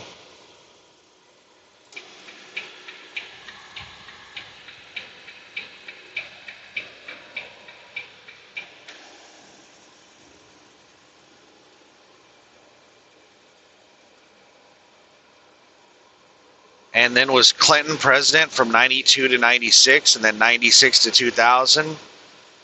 And then Little Bush became president in 2000.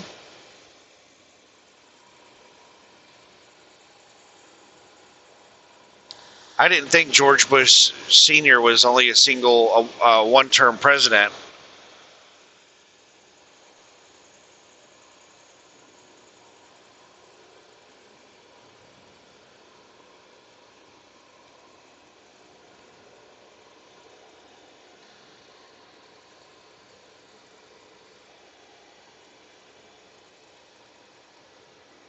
But yeah, the only thing I remember about that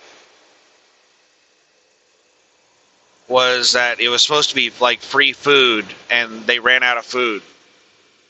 They didn't have much food. I guess a lot more people showed up than they anticipated. So there was no food when we got there.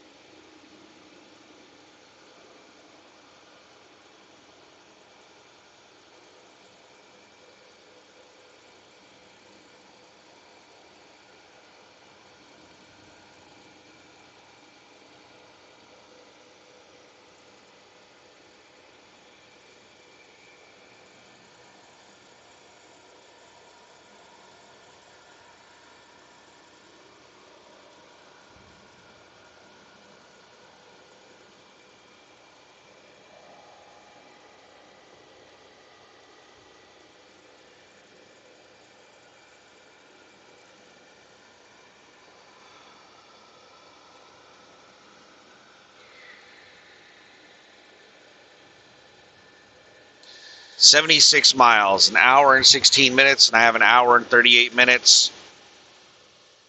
So I have 22 minutes of spare time, and it's a 20-mile drive. It's 20 miles further to the TA.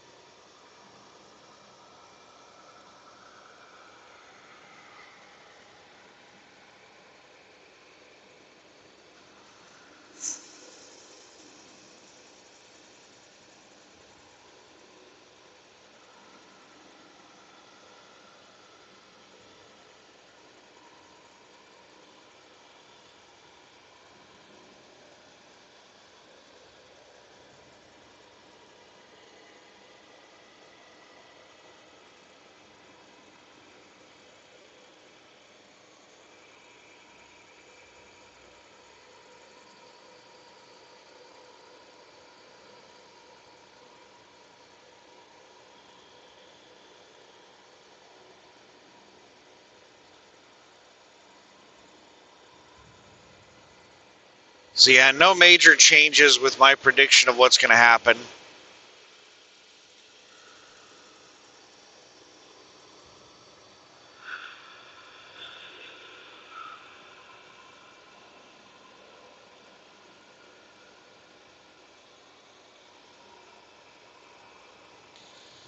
All right, what in the hell is going on?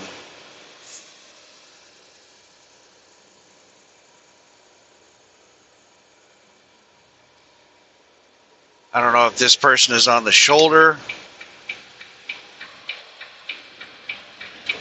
or if they're, yeah, it looks like they're on the shoulder.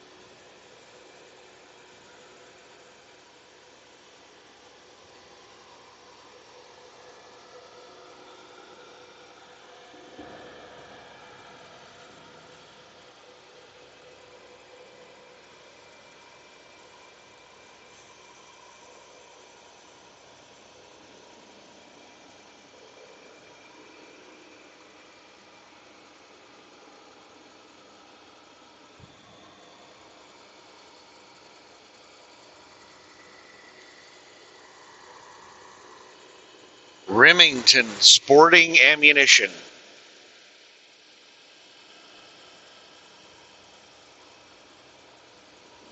Why in the hell do they call it sporting ammunition? Guns are not made for sport. That's not the intent of guns. That's just a side. What the hell's going on here? Truck parking? Okay. Got people parked all along the shoulder, people pulling off the exit.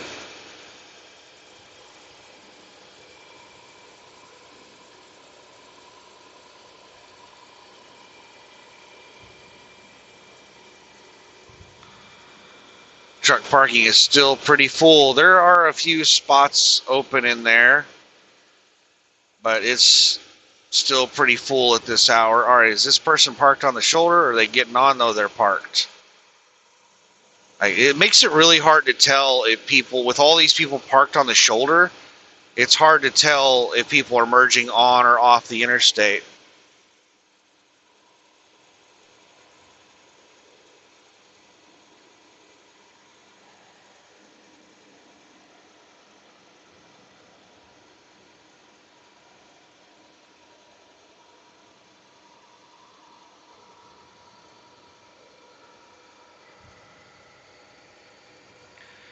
So yeah, there's still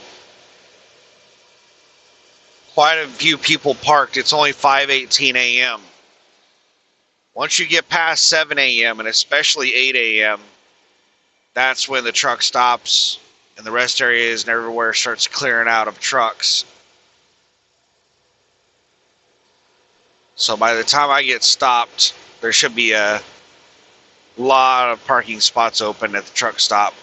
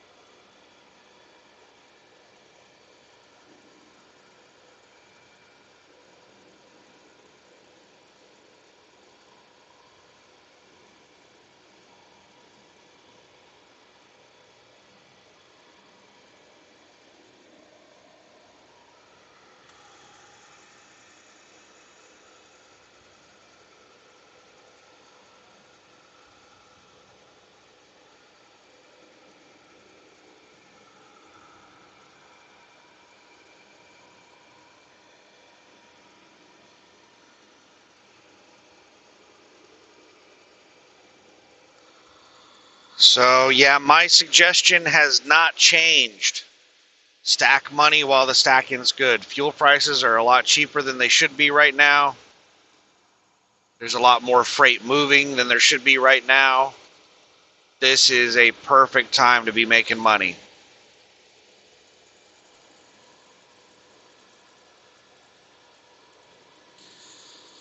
We're all just living in blissful ignorance, so take advantage of it. Once reality sets in, there could be a dramatic change in a short amount of time.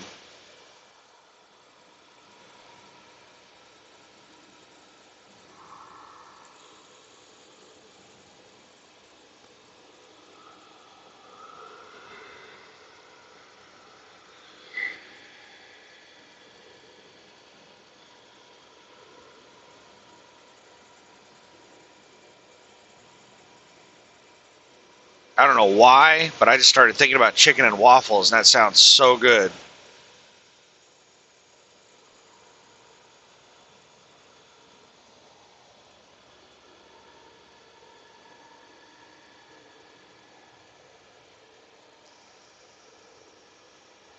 At a job I had, my goodness, it's been almost 20 years at this point. At a job I had like 20 years ago, when coworkers would go out to lunch, they would often ask if anybody wanted something. You'd have like one or two people that would go out and get food for like 5, 6, 10 people.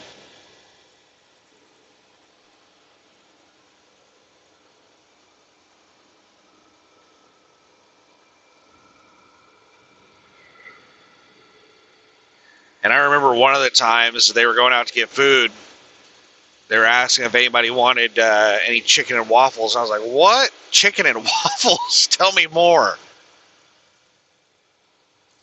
I think it was called Mama E's is the name of the restaurant. Never heard of it.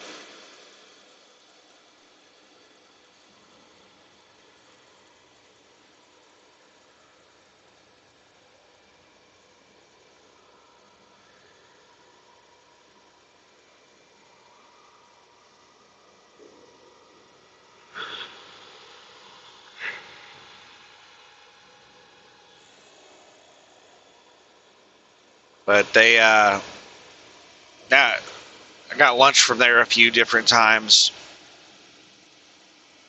Good stuff.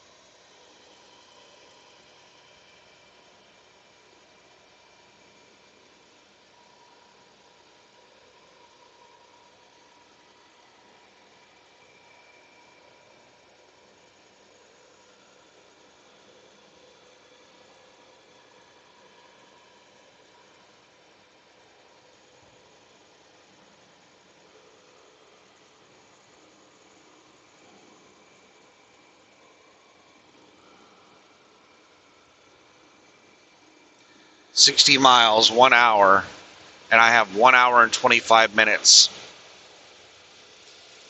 So yeah, I should be able to easily make it to the TA. Get parked really quick and get my shower bag ready.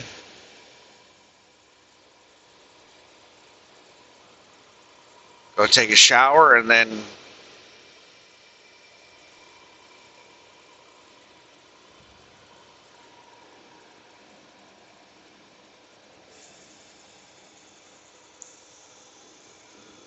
pass out all day long.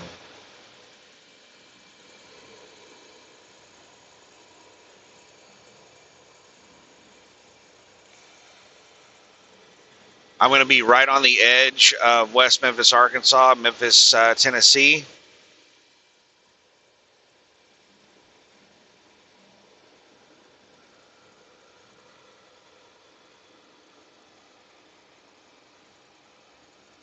And I don't want to start driving there during rush hour. I'm going to be shutting down at around, probably be around 7 a.m. So I'll be able to start driving again at 5 p.m. I don't want to start driving right at rush hour, driving across Memphis.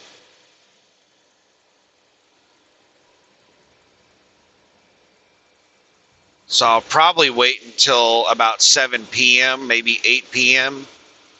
to start driving. Probably about 7 p.m. I'll start driving. So this will be like a 12-hour break.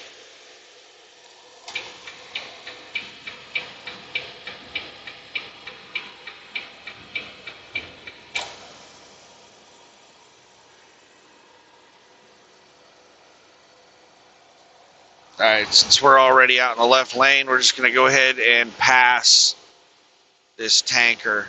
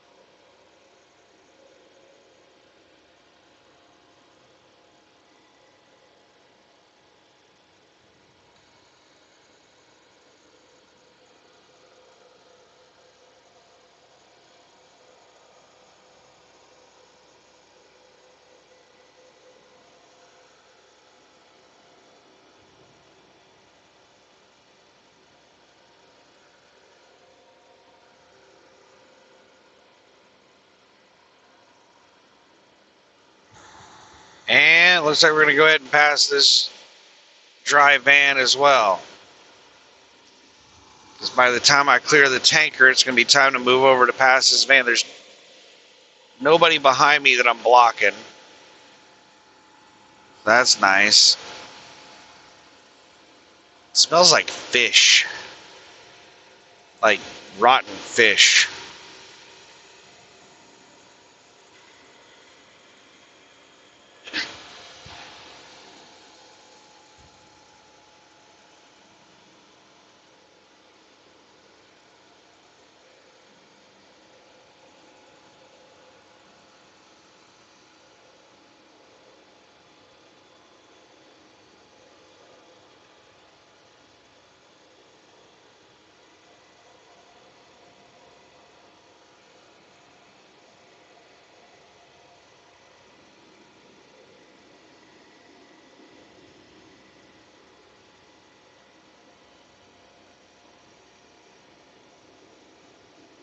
Reminds me of Portland.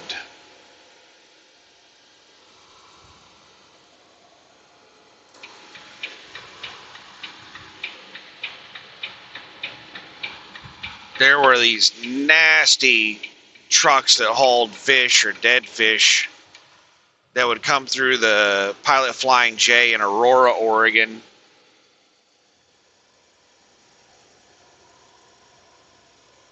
That would just stink up the whole place.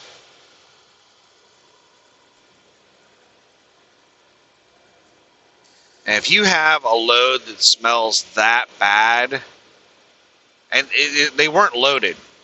Every time they came through there, they were empty. if you're carrying something like that, you should be required to wash out the trailer before you're allowed to go into public areas. Like, that is so rank. Like, it was like, it smelled so bad it would wake you up. It reminded me of when I was down there in Brawley, California. They have all those feedlots, and it was just so putrid down there. For miles around those feedlots was just, oh my goodness, unbearable smell.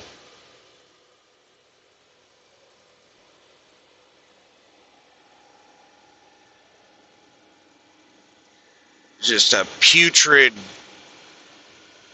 smell. I can handle the smell of cow poop and, stuff like that. This was not normal cow poop. That was a putrid smell. It was like rotten.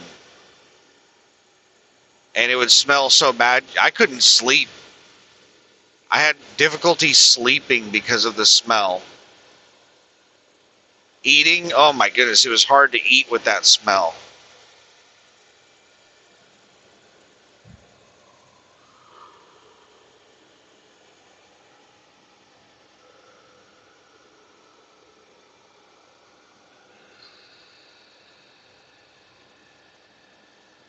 And those trucks in Portland had a very, very powerful odor as well.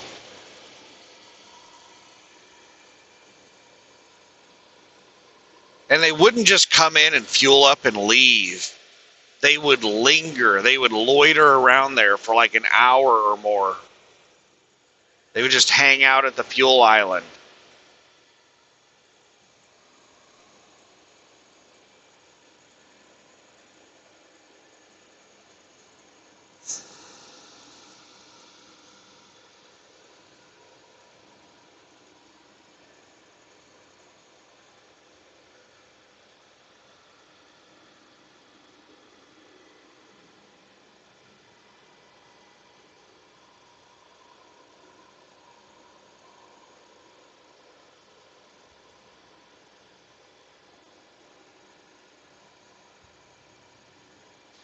I have not been to that Pilot Flying J since they kicked me out.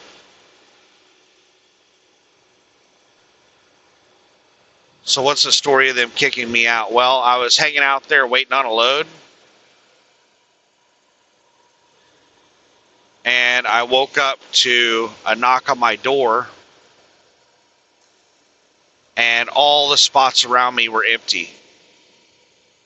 No one was, like, they had put a fence around the area. Like, they had run off everyone around me.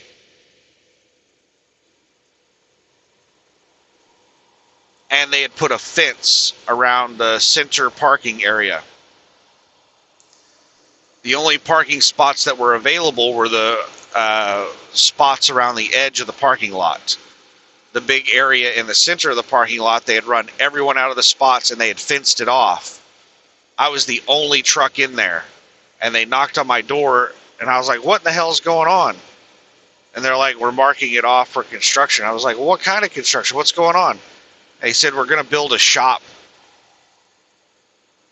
I was like, oh my God.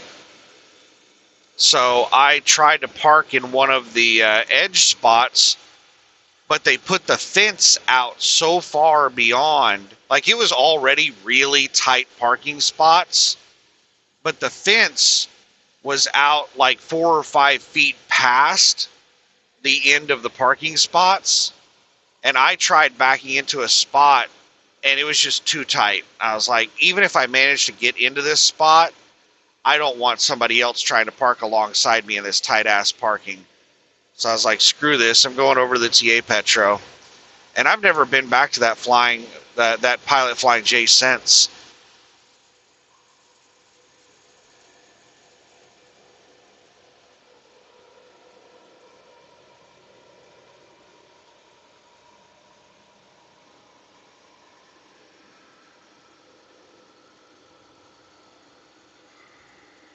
But they got rid of half their parking spots to build a shop. Now almost all of their parking is reserved parking.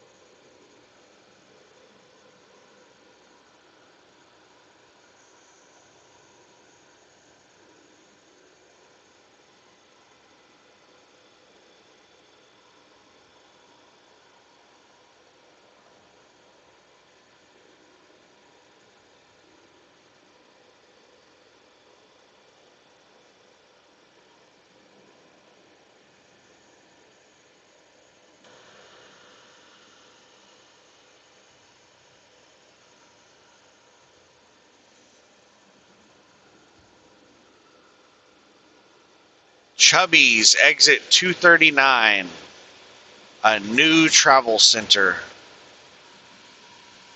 This is exit 193. So yeah, that's the Chubby's. That's the stopping point that I have picked out right now.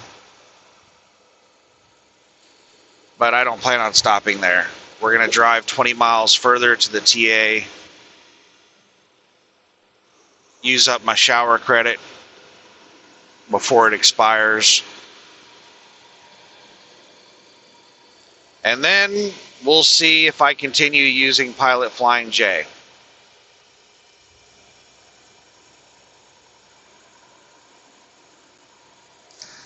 So I have never had shower power at Pilot Flying J, and I've only had shower power at Love's like once or twice. Because I just don't consistently drive high miles.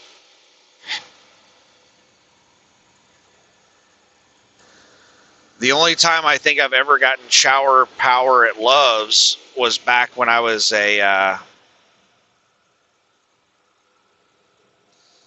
in training. When I was a company driver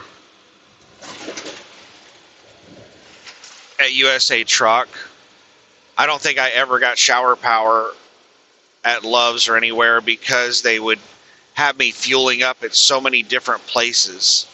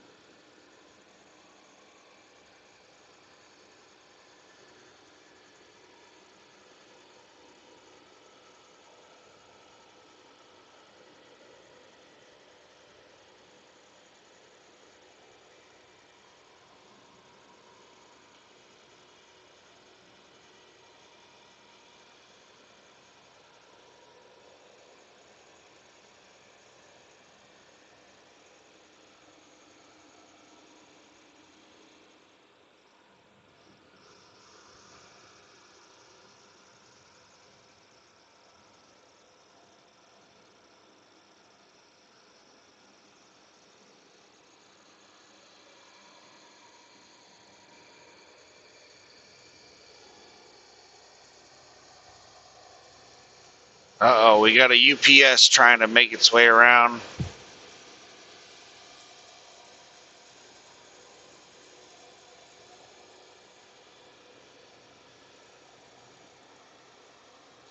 What in the hell you governed at, UPS?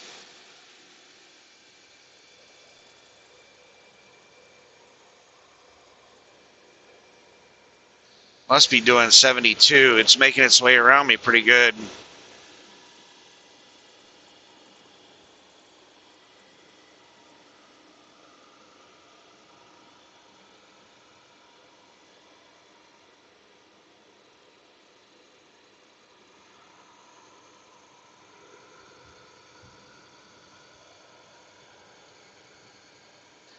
Wonder how much UPS pays these days.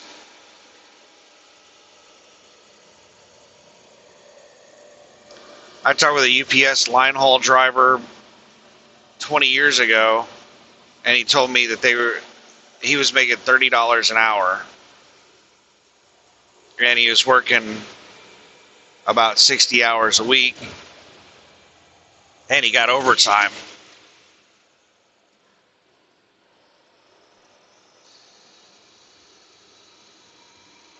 So he told me he was making right around $100,000 a year.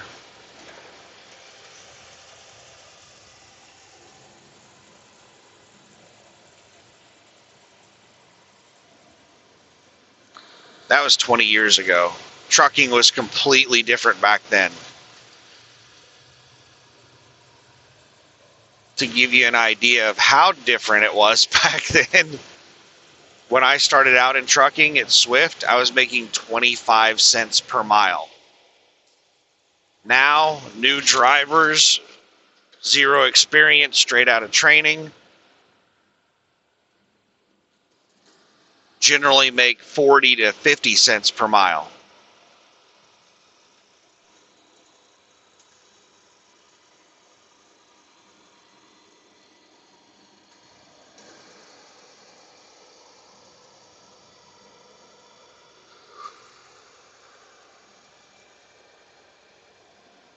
$25 to 30 cents a mile was pretty standard back then.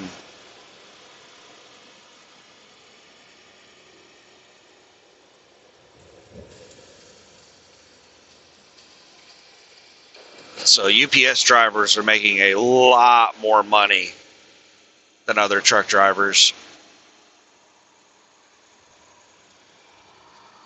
And I thought about applying, but back then UPS had a requirement of like 5 years experience.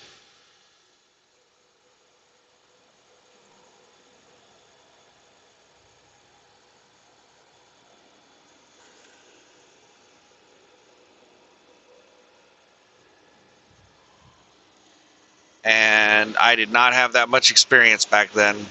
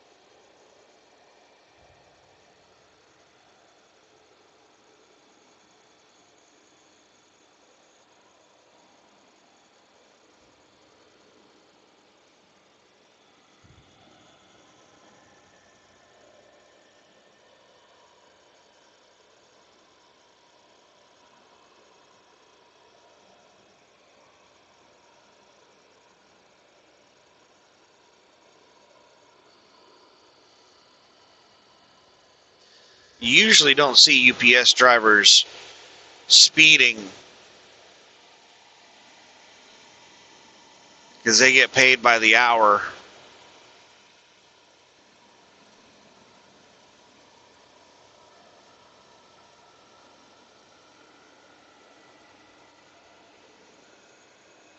But this one's got places to be.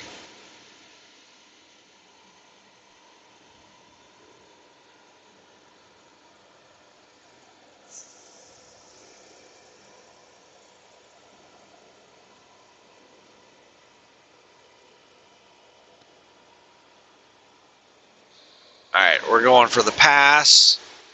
Speed up a little bit to get around them faster.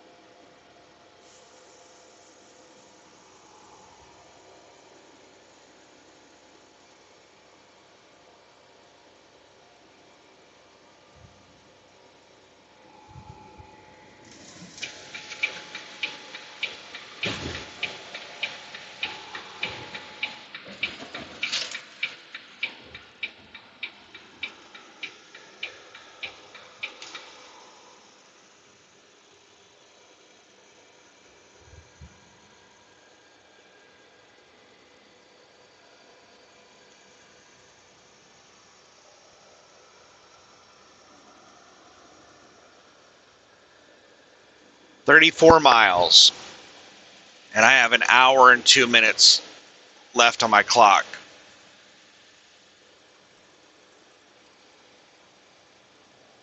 So I should have plenty of time to make it to the TA.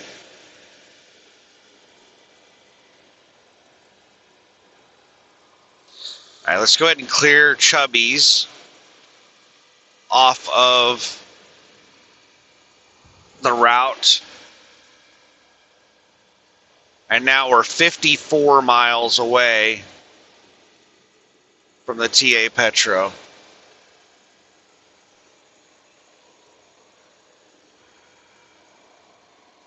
right, I'm trying to watch this car, see if I'm going to pull out in front of it or let it pass.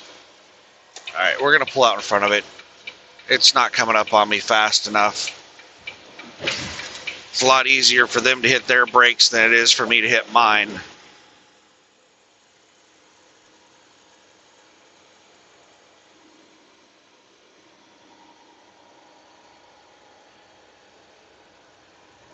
I don't want to get jammed in behind this 65 truck by some damn four-wheeler.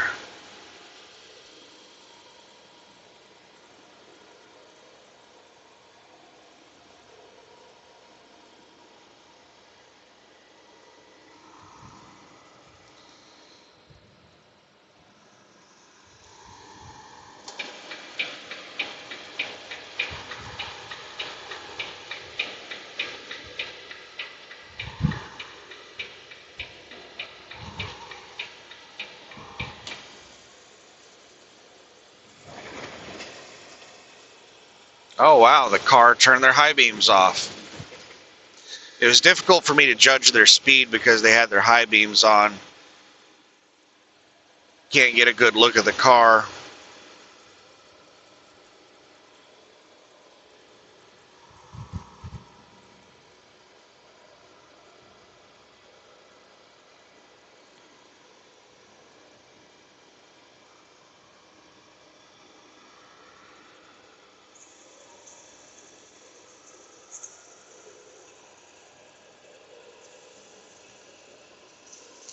"5:51 a.m., 52 miles away, and I have 59 minutes on my clock. So I have like 7 minutes to get parked whenever I get there.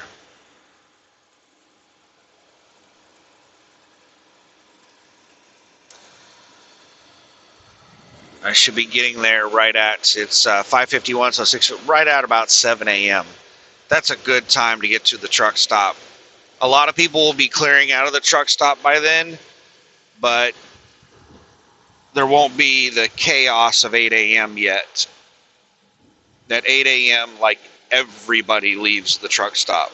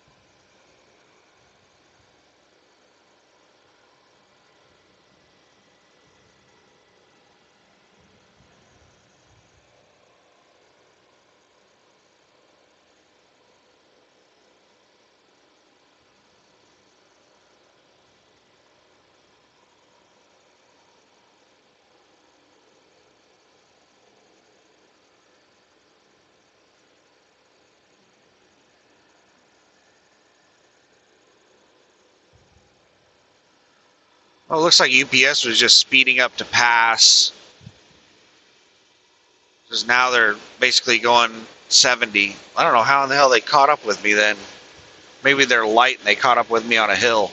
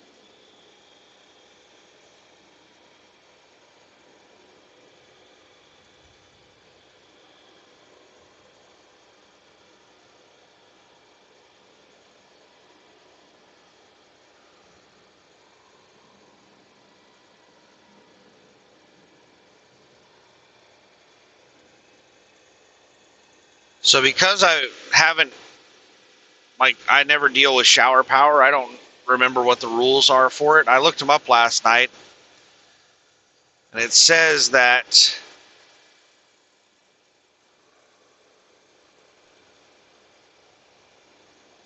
if you activate shower power, then you get free showers for the rest of the month and the next month.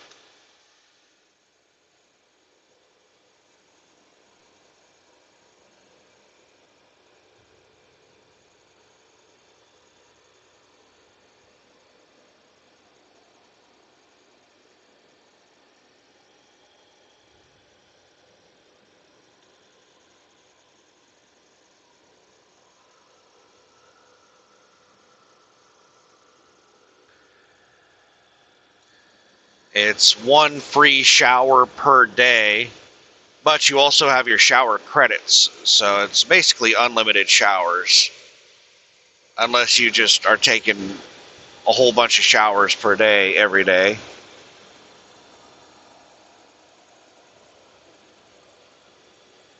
And I think that there's something about your shower credits.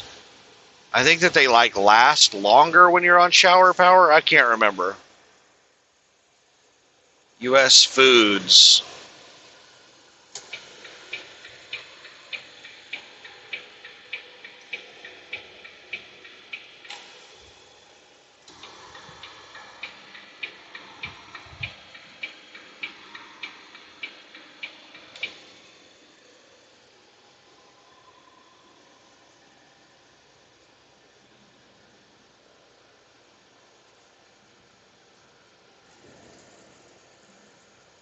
I see some tall buildings way off in the distance.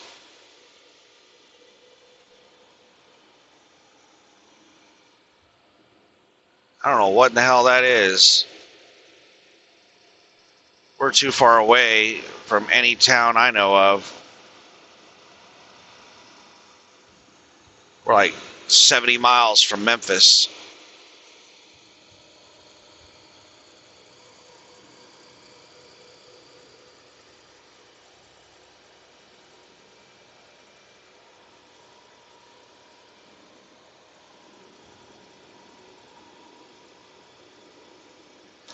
Might be some kind of refinery or something.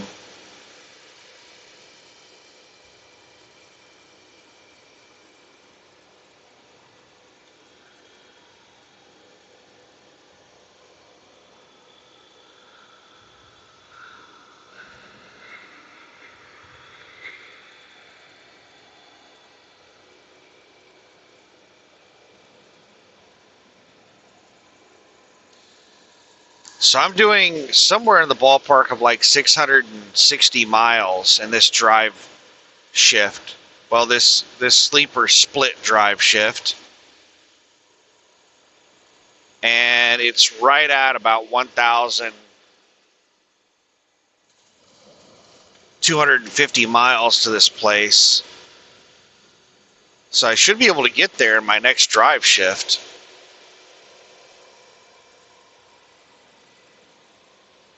I don't know if I'll be able to make the delivery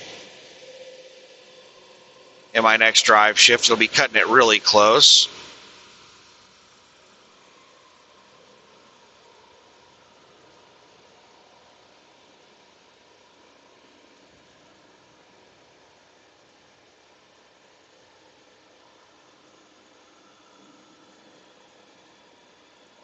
Why in the fuck would you come over that damn close, you jackass?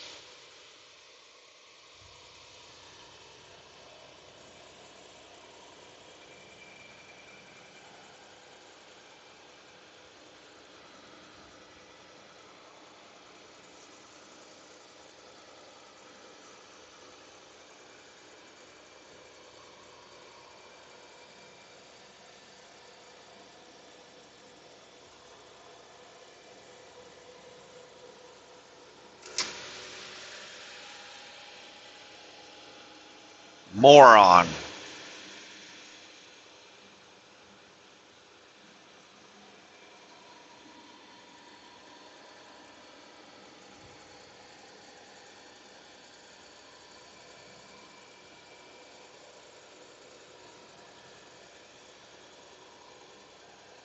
"41 miles, 50 minutes on my clock, so 9-minute difference."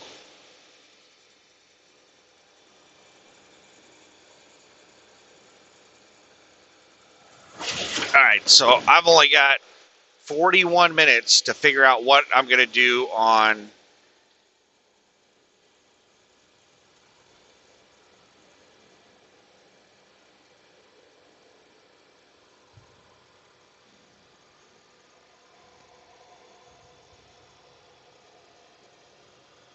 my break. So shower. What am I going to eat?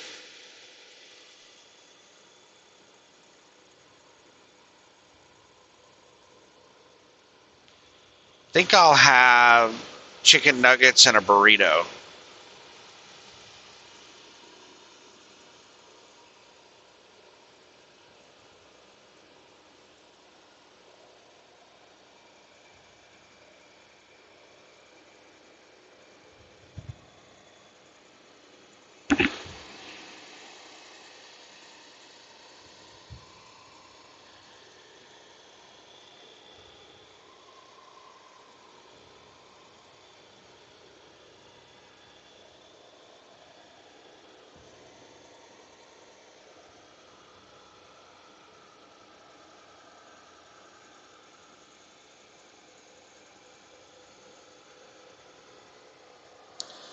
What sucks is that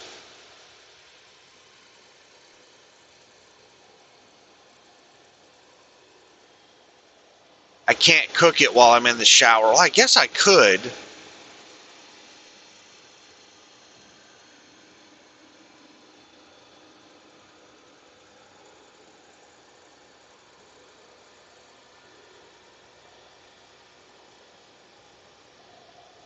Takes about 30 minutes to cook. And if it ends while I'm in the shower, then it'll just stay. I don't want to be rushed to take a shower, so I get back out here before like the food burns. And I really don't like the idea of having the oven going while I'm not in the truck. I'll just deal with the 30 minutes.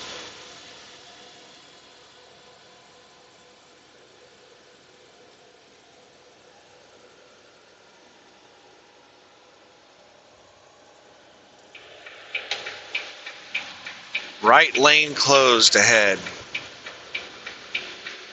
in 2 miles.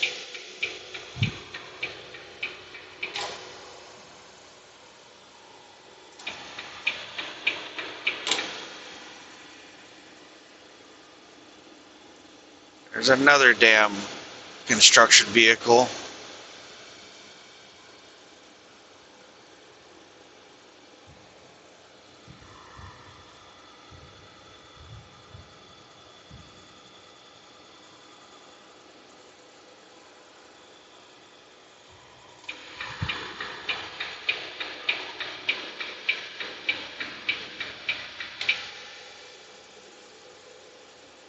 There's another one. Oh my goodness. There's a lane closure ahead. Might as well just shut off the damn lane back here. You're going to have a constant stream of construction vehicles on this right shoulder.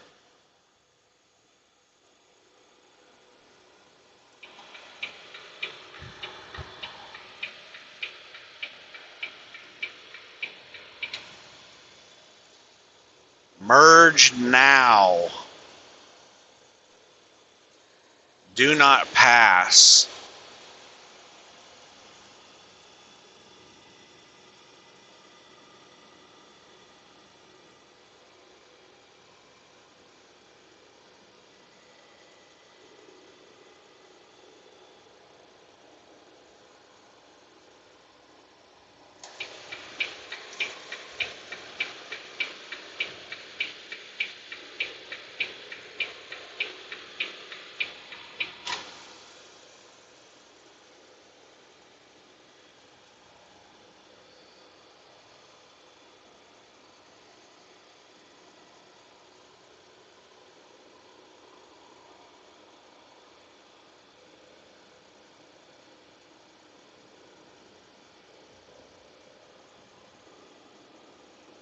Trucks entering and leaving highway.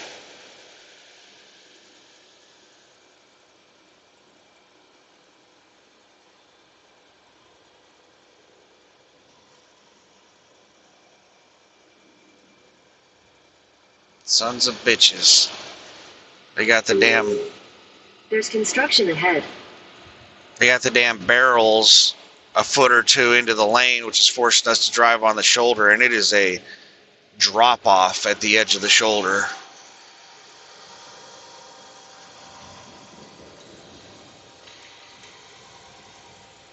Driving really close to the edge.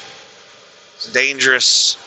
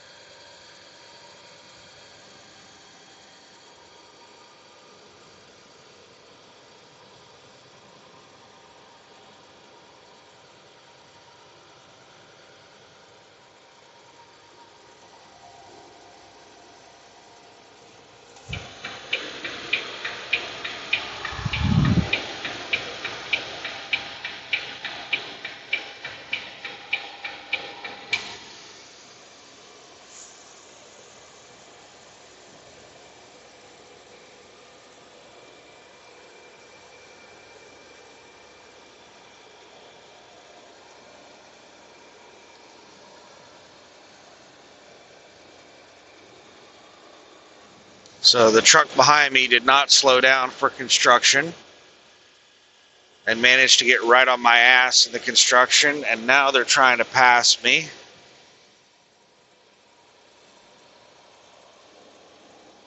And I don't know if they're going faster than me. If they are, it's like less than a mile an hour.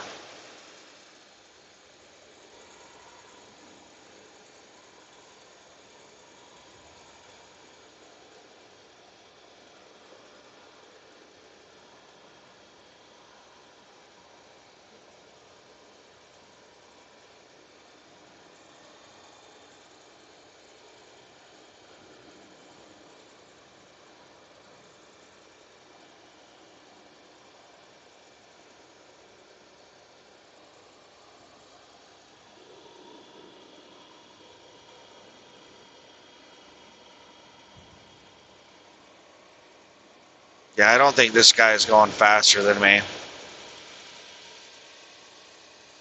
I'm going to speed up by a mile an hour and get him to stop trying to fucking pass me, because he's just sitting there going the exact same speed as me in the left lane about 100 feet behind me. I cannot stand people who are this aggressive.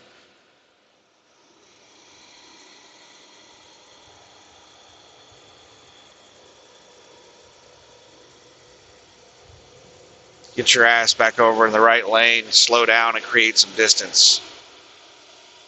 If you weren't speeding through construction, we wouldn't be having these problems.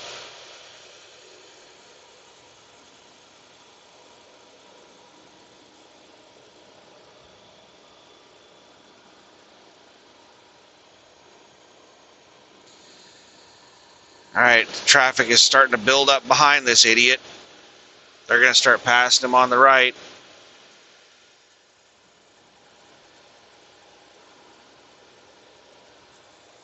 Oh, he just moved back over the right lane.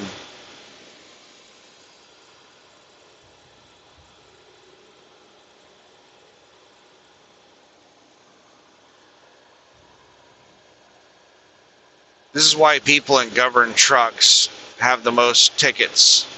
It's because of how aggressive they are.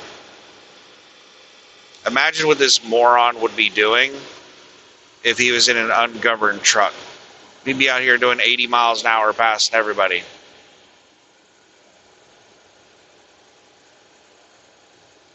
Now he's back in the left lane going the exact same speed as me again.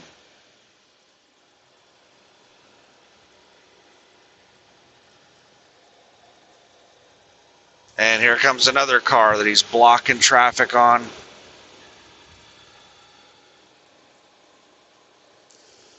What a dumbass. So I'm going to be dealing with this idiot probably until I take my exit in 30 miles. 29 miles to go.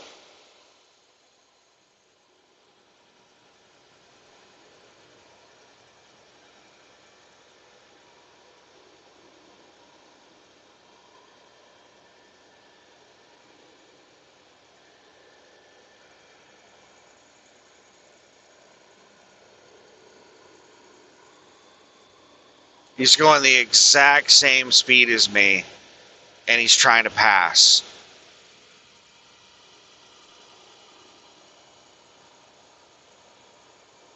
If he's going faster than me, it's like a tenth of a mile per hour.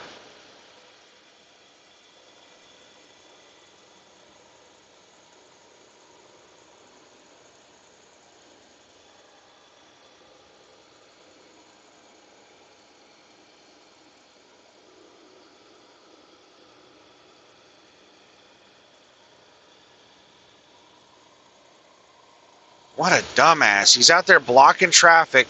Cars trying to pass him on the right.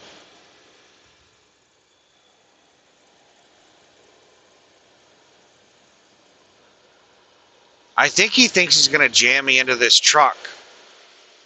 It's not going to happen, dumbass. I'm not governed at 70. If we get close to that truck, I'm going to speed up and pass him.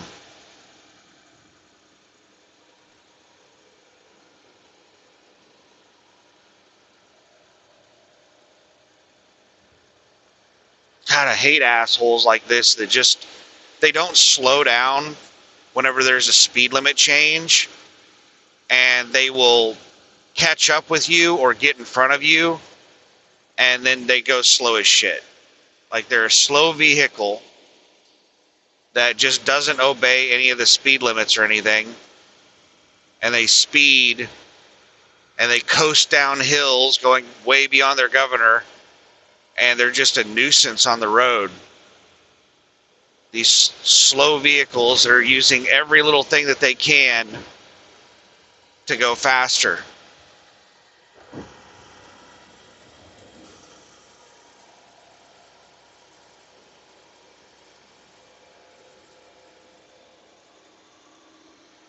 You're not getting around me, dumb shit. Stop blocking traffic like a fucking moron. I'm going to speed up and pass Pam. Now the dumb shit just fell in behind me.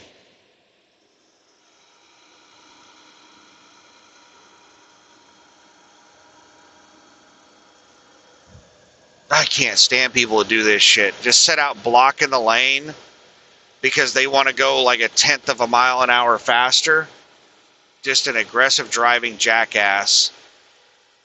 But we're about to pass a large pack of trucks, and this truck is going to have difficulty passing all of them, and I'm going to speed up and get around them all. And this truck's going to get jammed up in this pack. And he's going to create a traffic jam because he's going to get out there and try to pass all of these trucks that I'm passing. And he's just slow as shit, so he's just going to cause a huge traffic jam back here.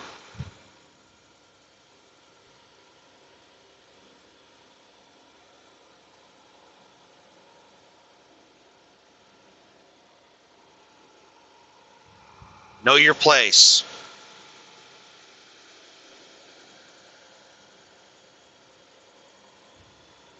But yeah, he's way behind me now. I sped up to 73 to get around this pack of trucks.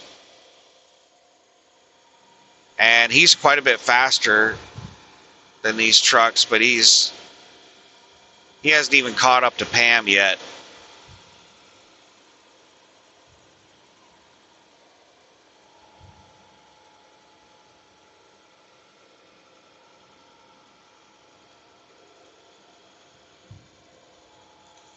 That person should not have a license. Anyone that aggressive should not be allowed to drive one of these vehicles. Yep, there he just went out to pass Pam.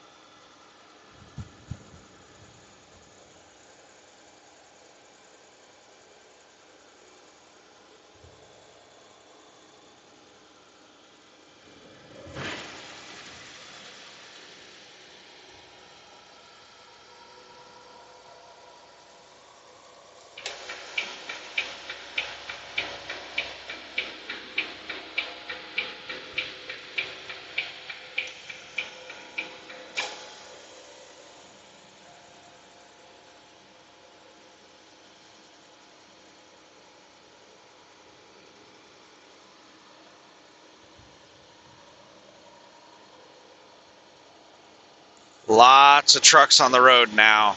Truck traffic just jumped up dramatically. That's a good sign. That means that the truck stops are clearing out.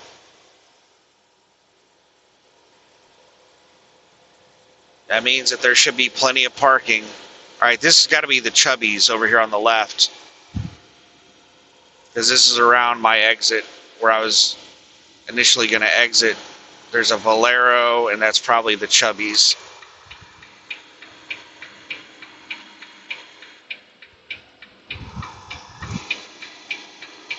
Yep, that's it.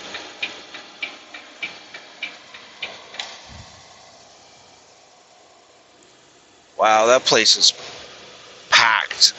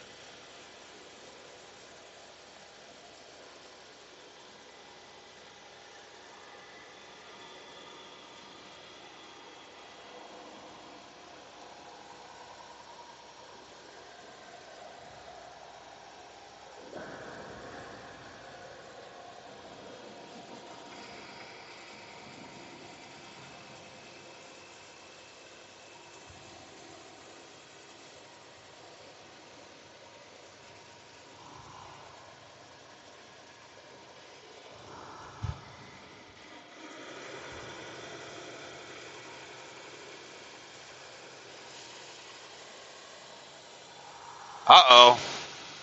It looks like that slow truck might end up passing me because we're going up a really steep hill and he's light and I'm heavy. I'm doing 63. There he goes.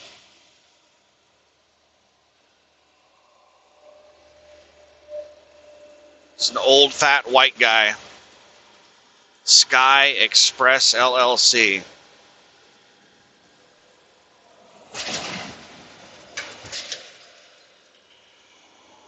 Oh no, the hill's over with. Now you're going slow as shit, bro.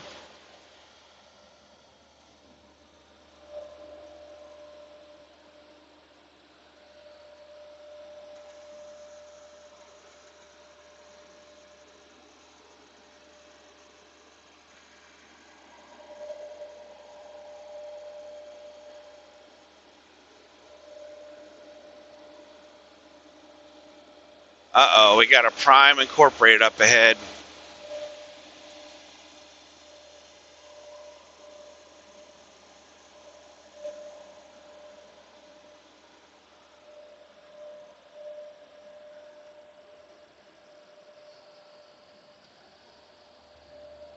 This damn Bluebell. There goes Bluebell.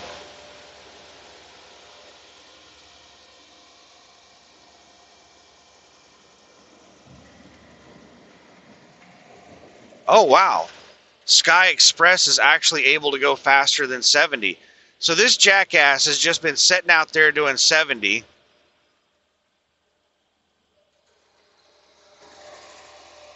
When he was capable of going faster. He sped up to block me behind Prime.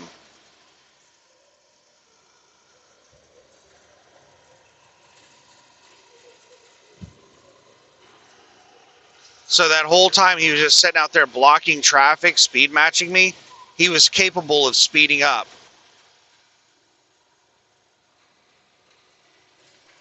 But now I'm jammed in behind Prime. Brake checked me right before a hill. Got me down to 60 miles an hour.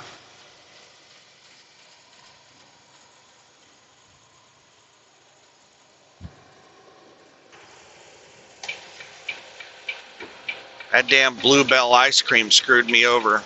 And Prime and Sky, all of them.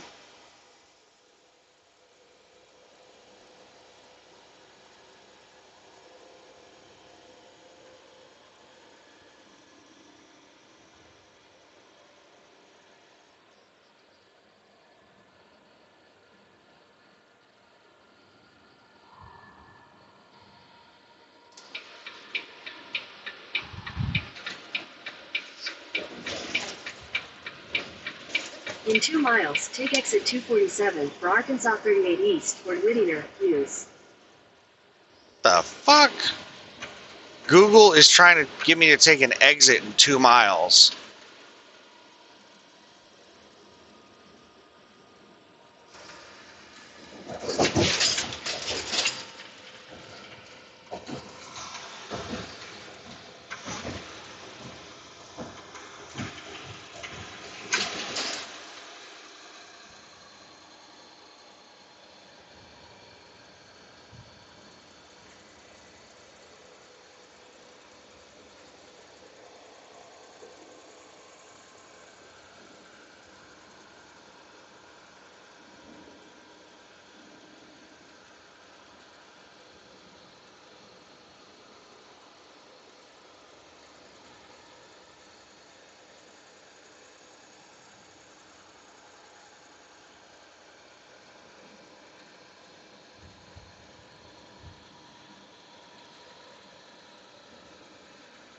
In half a mile, take exit 247 for Arkansas 38 East for linear use.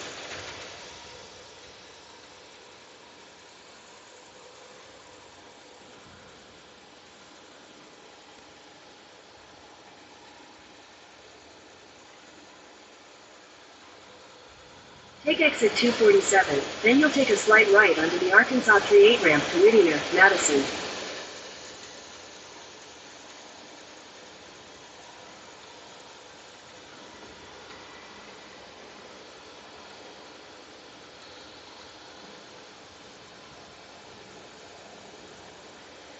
Why in the hell would Google want me to exit there?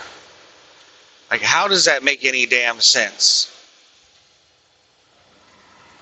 Google does some stupid crap.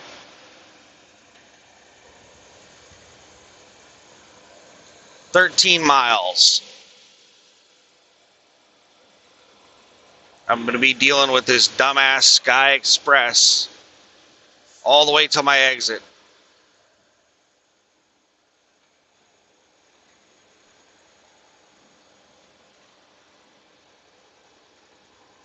Sky is just tailgating the shit out of that ice cream truck.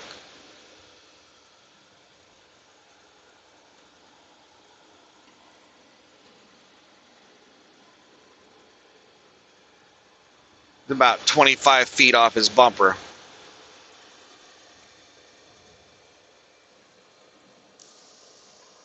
Cannot believe how aggressive this asshole is.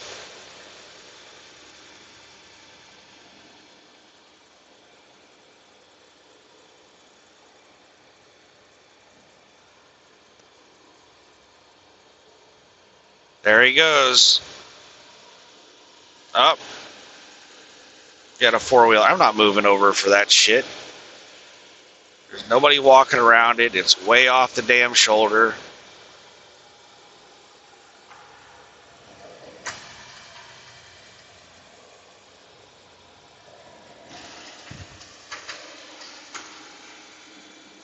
Now Sky is out there trying to pass Bluebell ice cream.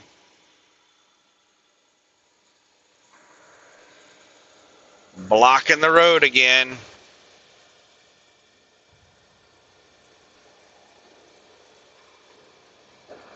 You do not want to be behind somebody like this that does this shit, because they'll cause congestion to build up behind them from blocking the damn road. Oh my goodness. They're doing the exact same shit to this Bluebell that they did to me.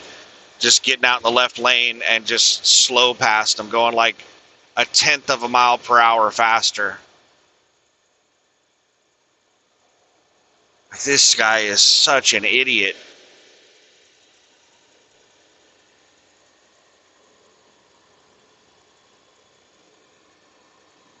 "11 miles to go.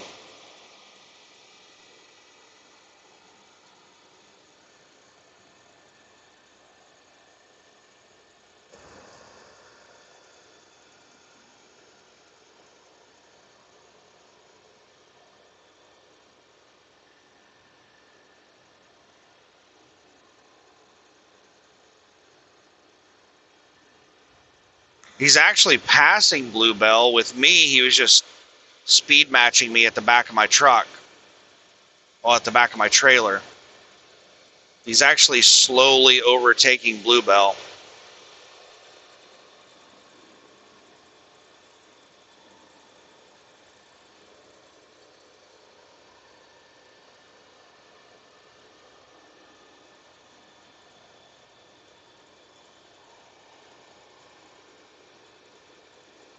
Oh my goodness, man, this is so bad.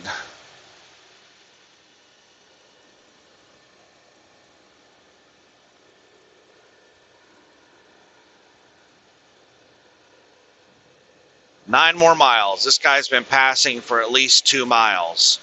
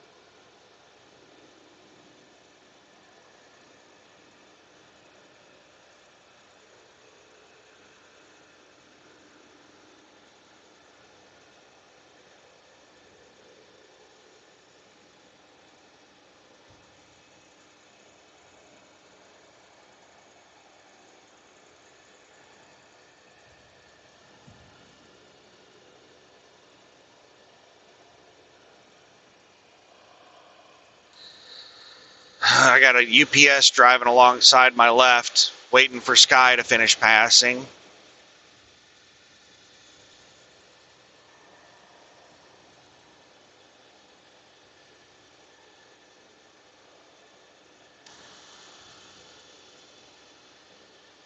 Looks like Bluebell has slowed down to let him pass.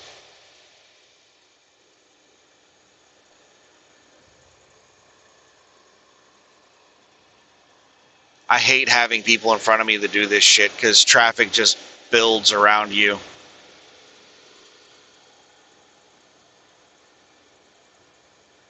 right, I'm going to slow down because Bluebell has slowed down so much that we're getting to an unsafe following distance. Everybody is having to maneuver around this aggressive Sky Express driver that's out here blocking traffic. It's causing everyone else to have to change what they're doing for this moron. Everybody in the right lane's having to slow down for him. Everybody in the left lane's having to wait for him.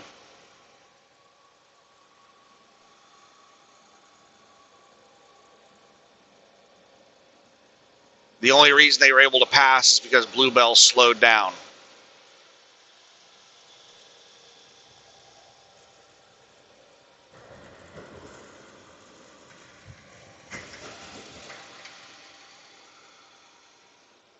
Six miles. We've got 20 minutes left on my clock.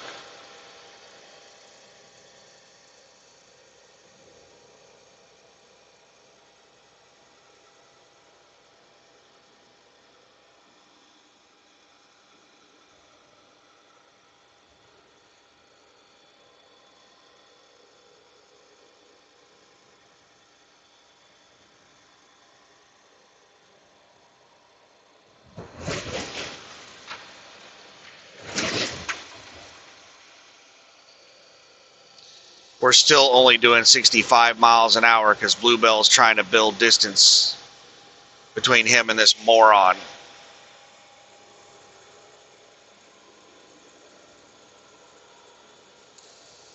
And I don't want to go out and pass all of them this close to my exit.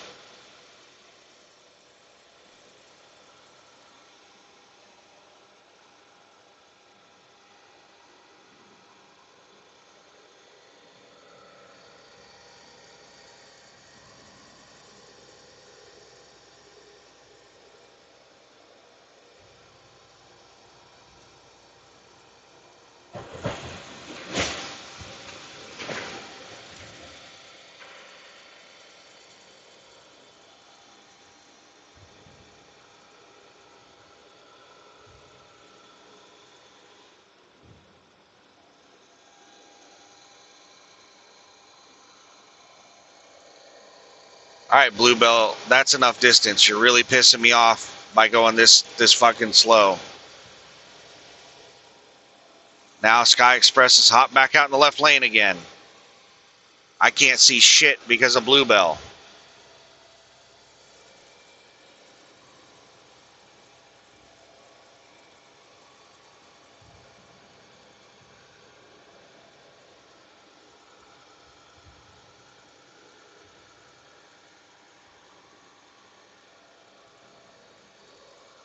.4 miles, and we're catching up with a really slow Prime Incorporated truck.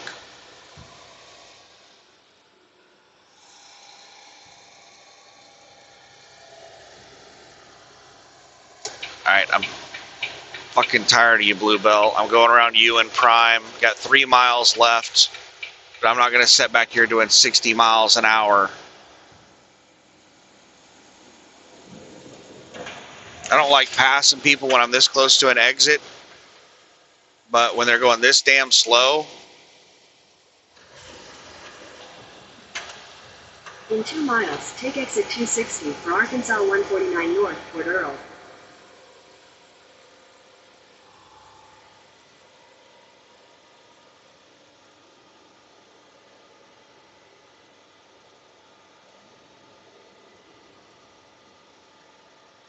I don't know what the hell happened to Bluebell.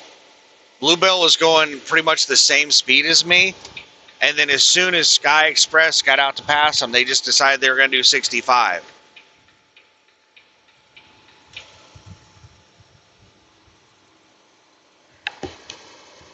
Then we caught up with a 60 mile per hour Prime, and Bluebell just sitting behind them. Maybe Bluebell is taking the same exit I am, and they were like, oh, I'm just going to chill and not pass anybody.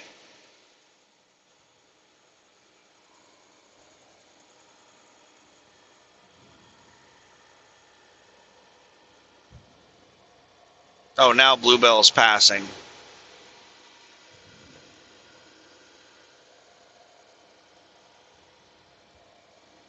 In half a mile, take exit 260 for Arkansas 149 North, Port Earl.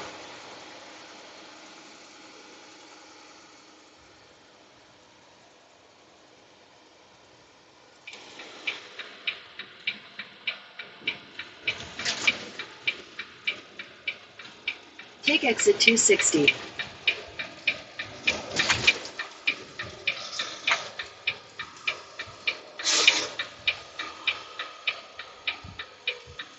In 1,000 feet, keep right. Follow signs for Arkansas 149 North, Burrow.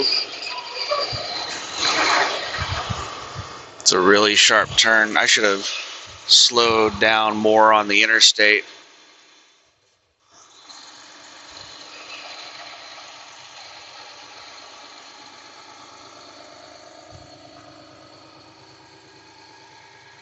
Keep right.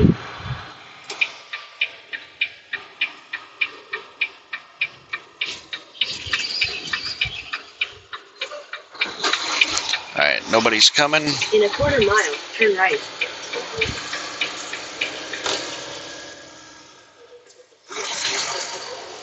Oh my goodness, more ELD warnings. It makes you just shut off the volume to where the warnings are completely worthless, because you get so many warnings. You get a warning in an hour, a half hour, 15 minutes. Like, I don't even know all the warnings you get, but once you get down to an hour or less, you start getting so many ELD warnings that you just ignore them.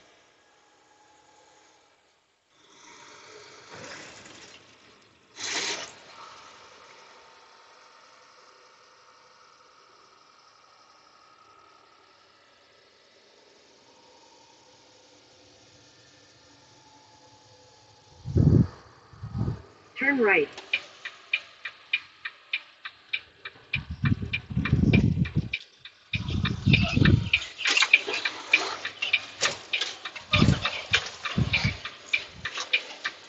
In 600 feet, turn right into the parking lot.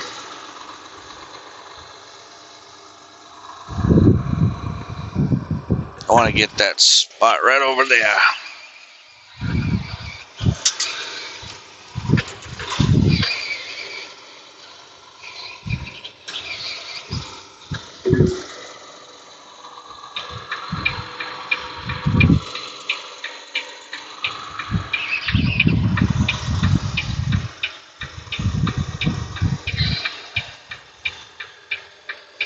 facing north. I have the sun. Oh, these are all reserved spots. Well, fuck them. Turn right, then you'll take your first right into the parking lot. I'm parking in reserved. It's happening.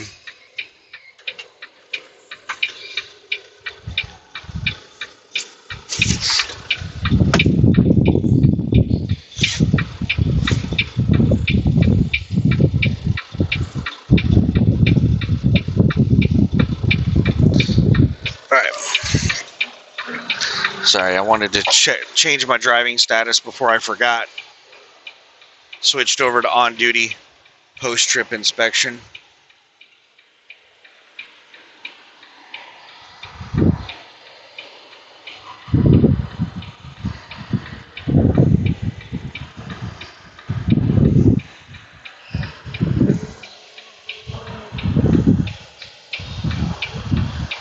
Alright.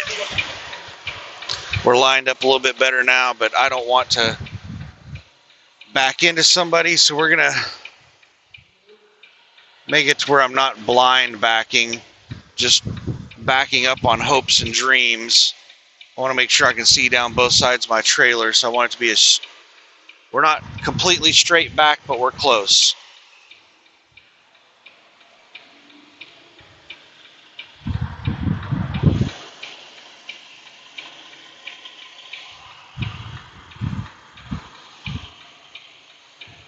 Reserved parking, they don't really mess with you during the daytime.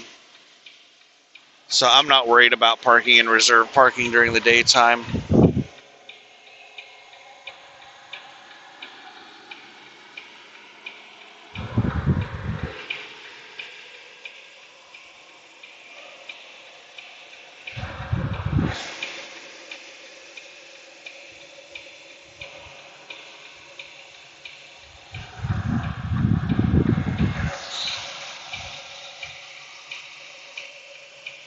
Alright, that's far enough back. And none of these people have, well, there's one. There's like one person in this whole area that has a receipt on his window. There's like one person that paid for reserved parking back here. A lot of these truck stops, most of them, do not enforce reserved parking.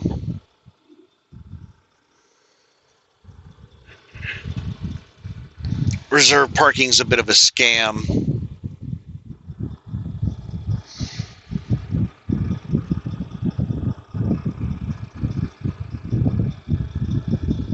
They got a Burger King.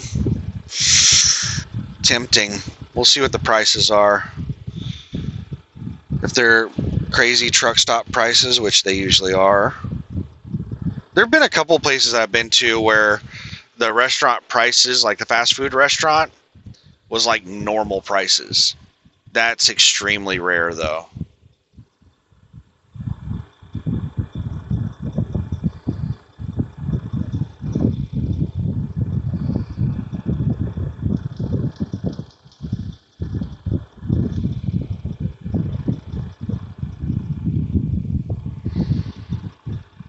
So I gotta get the shower bag.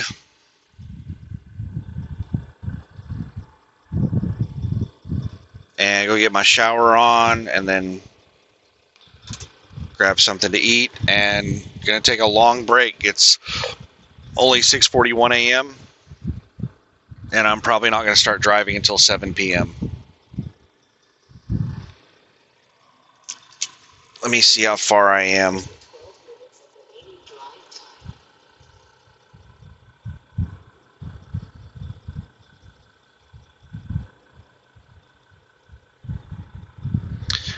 Oh man, what in the hell is the name of that town?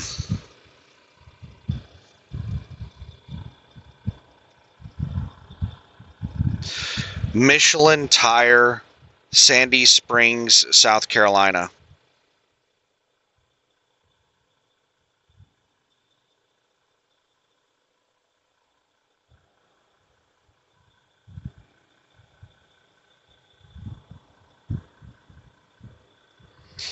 What? It's only 534 miles away.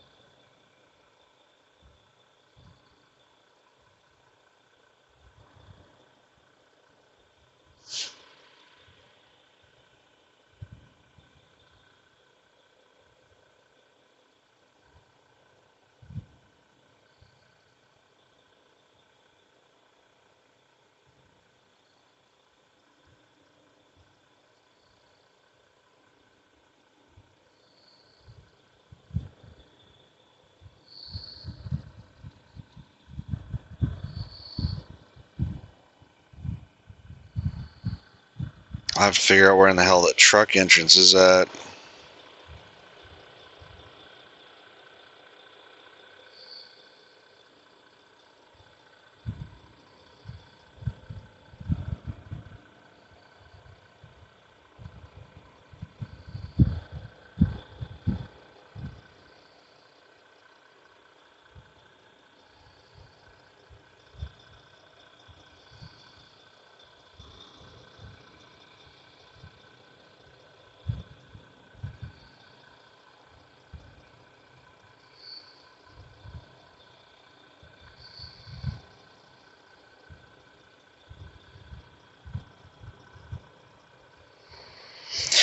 I think I found the truck entrance, but it looks like this place is a pain in the ass. They have a scale that's outside this like truck entrance. Like, how the hell does the scaling here work?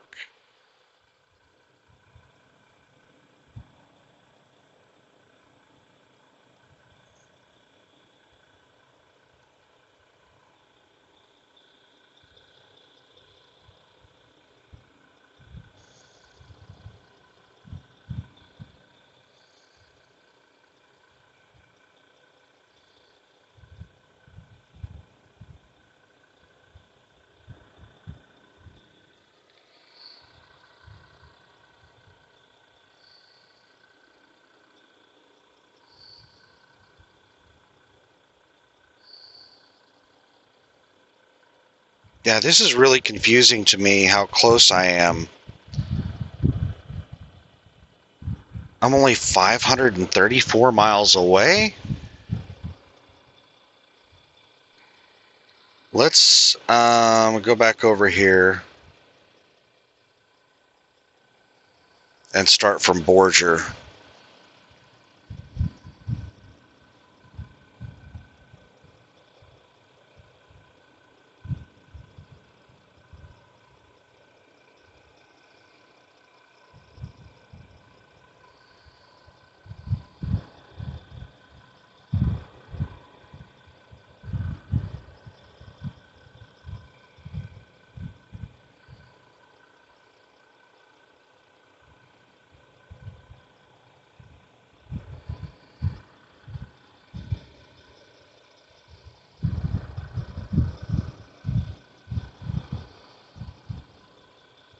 (1,231 miles), and I'm only 534 miles away.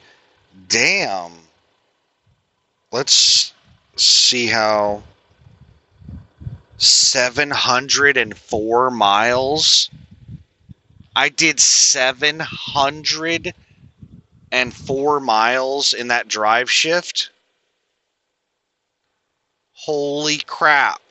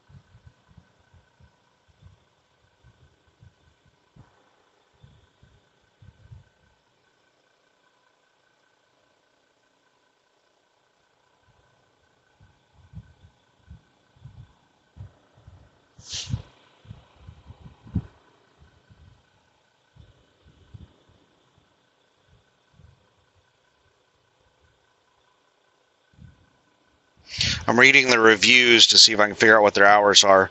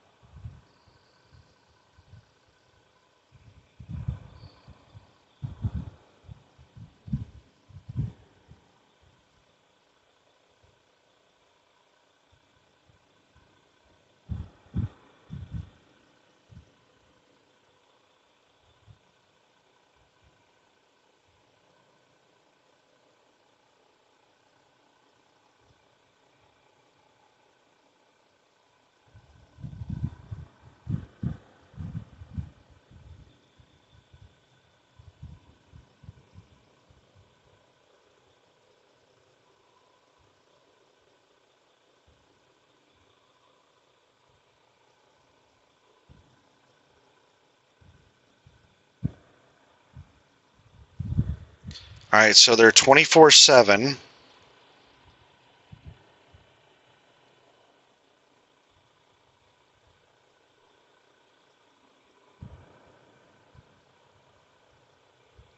So 534 miles if I leave at 7 p.m.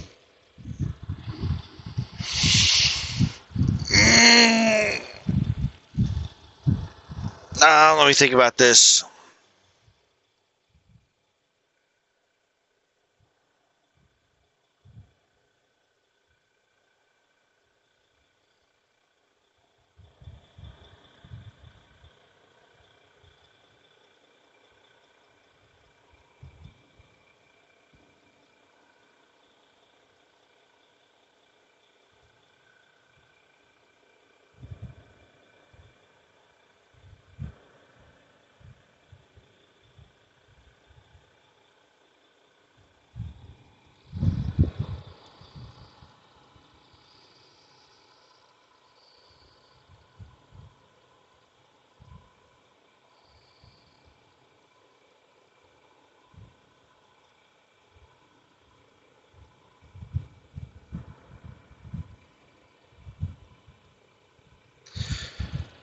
ETA to Michelin about 4 a.m. Wednesday morning.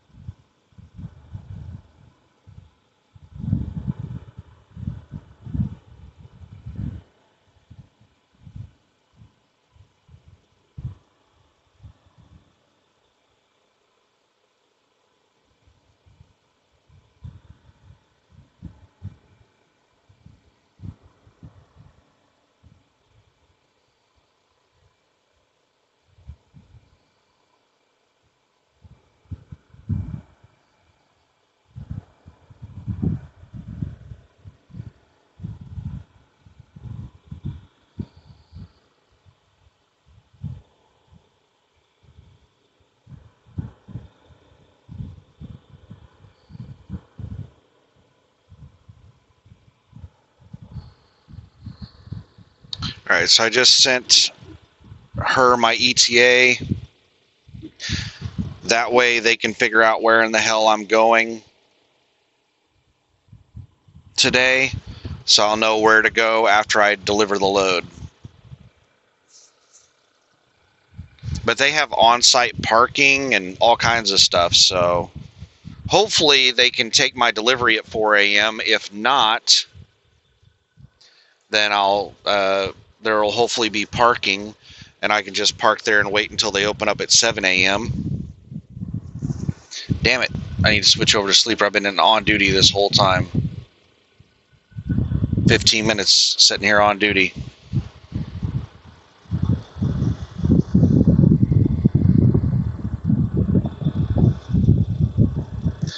All right, I'm going to end the video and go take a shower and figure out what I'm going to do for food. If they have some cheap breakfast at Burger King, maybe I'll do that. Who knows? We'll figure it out. So have a good one. Bye.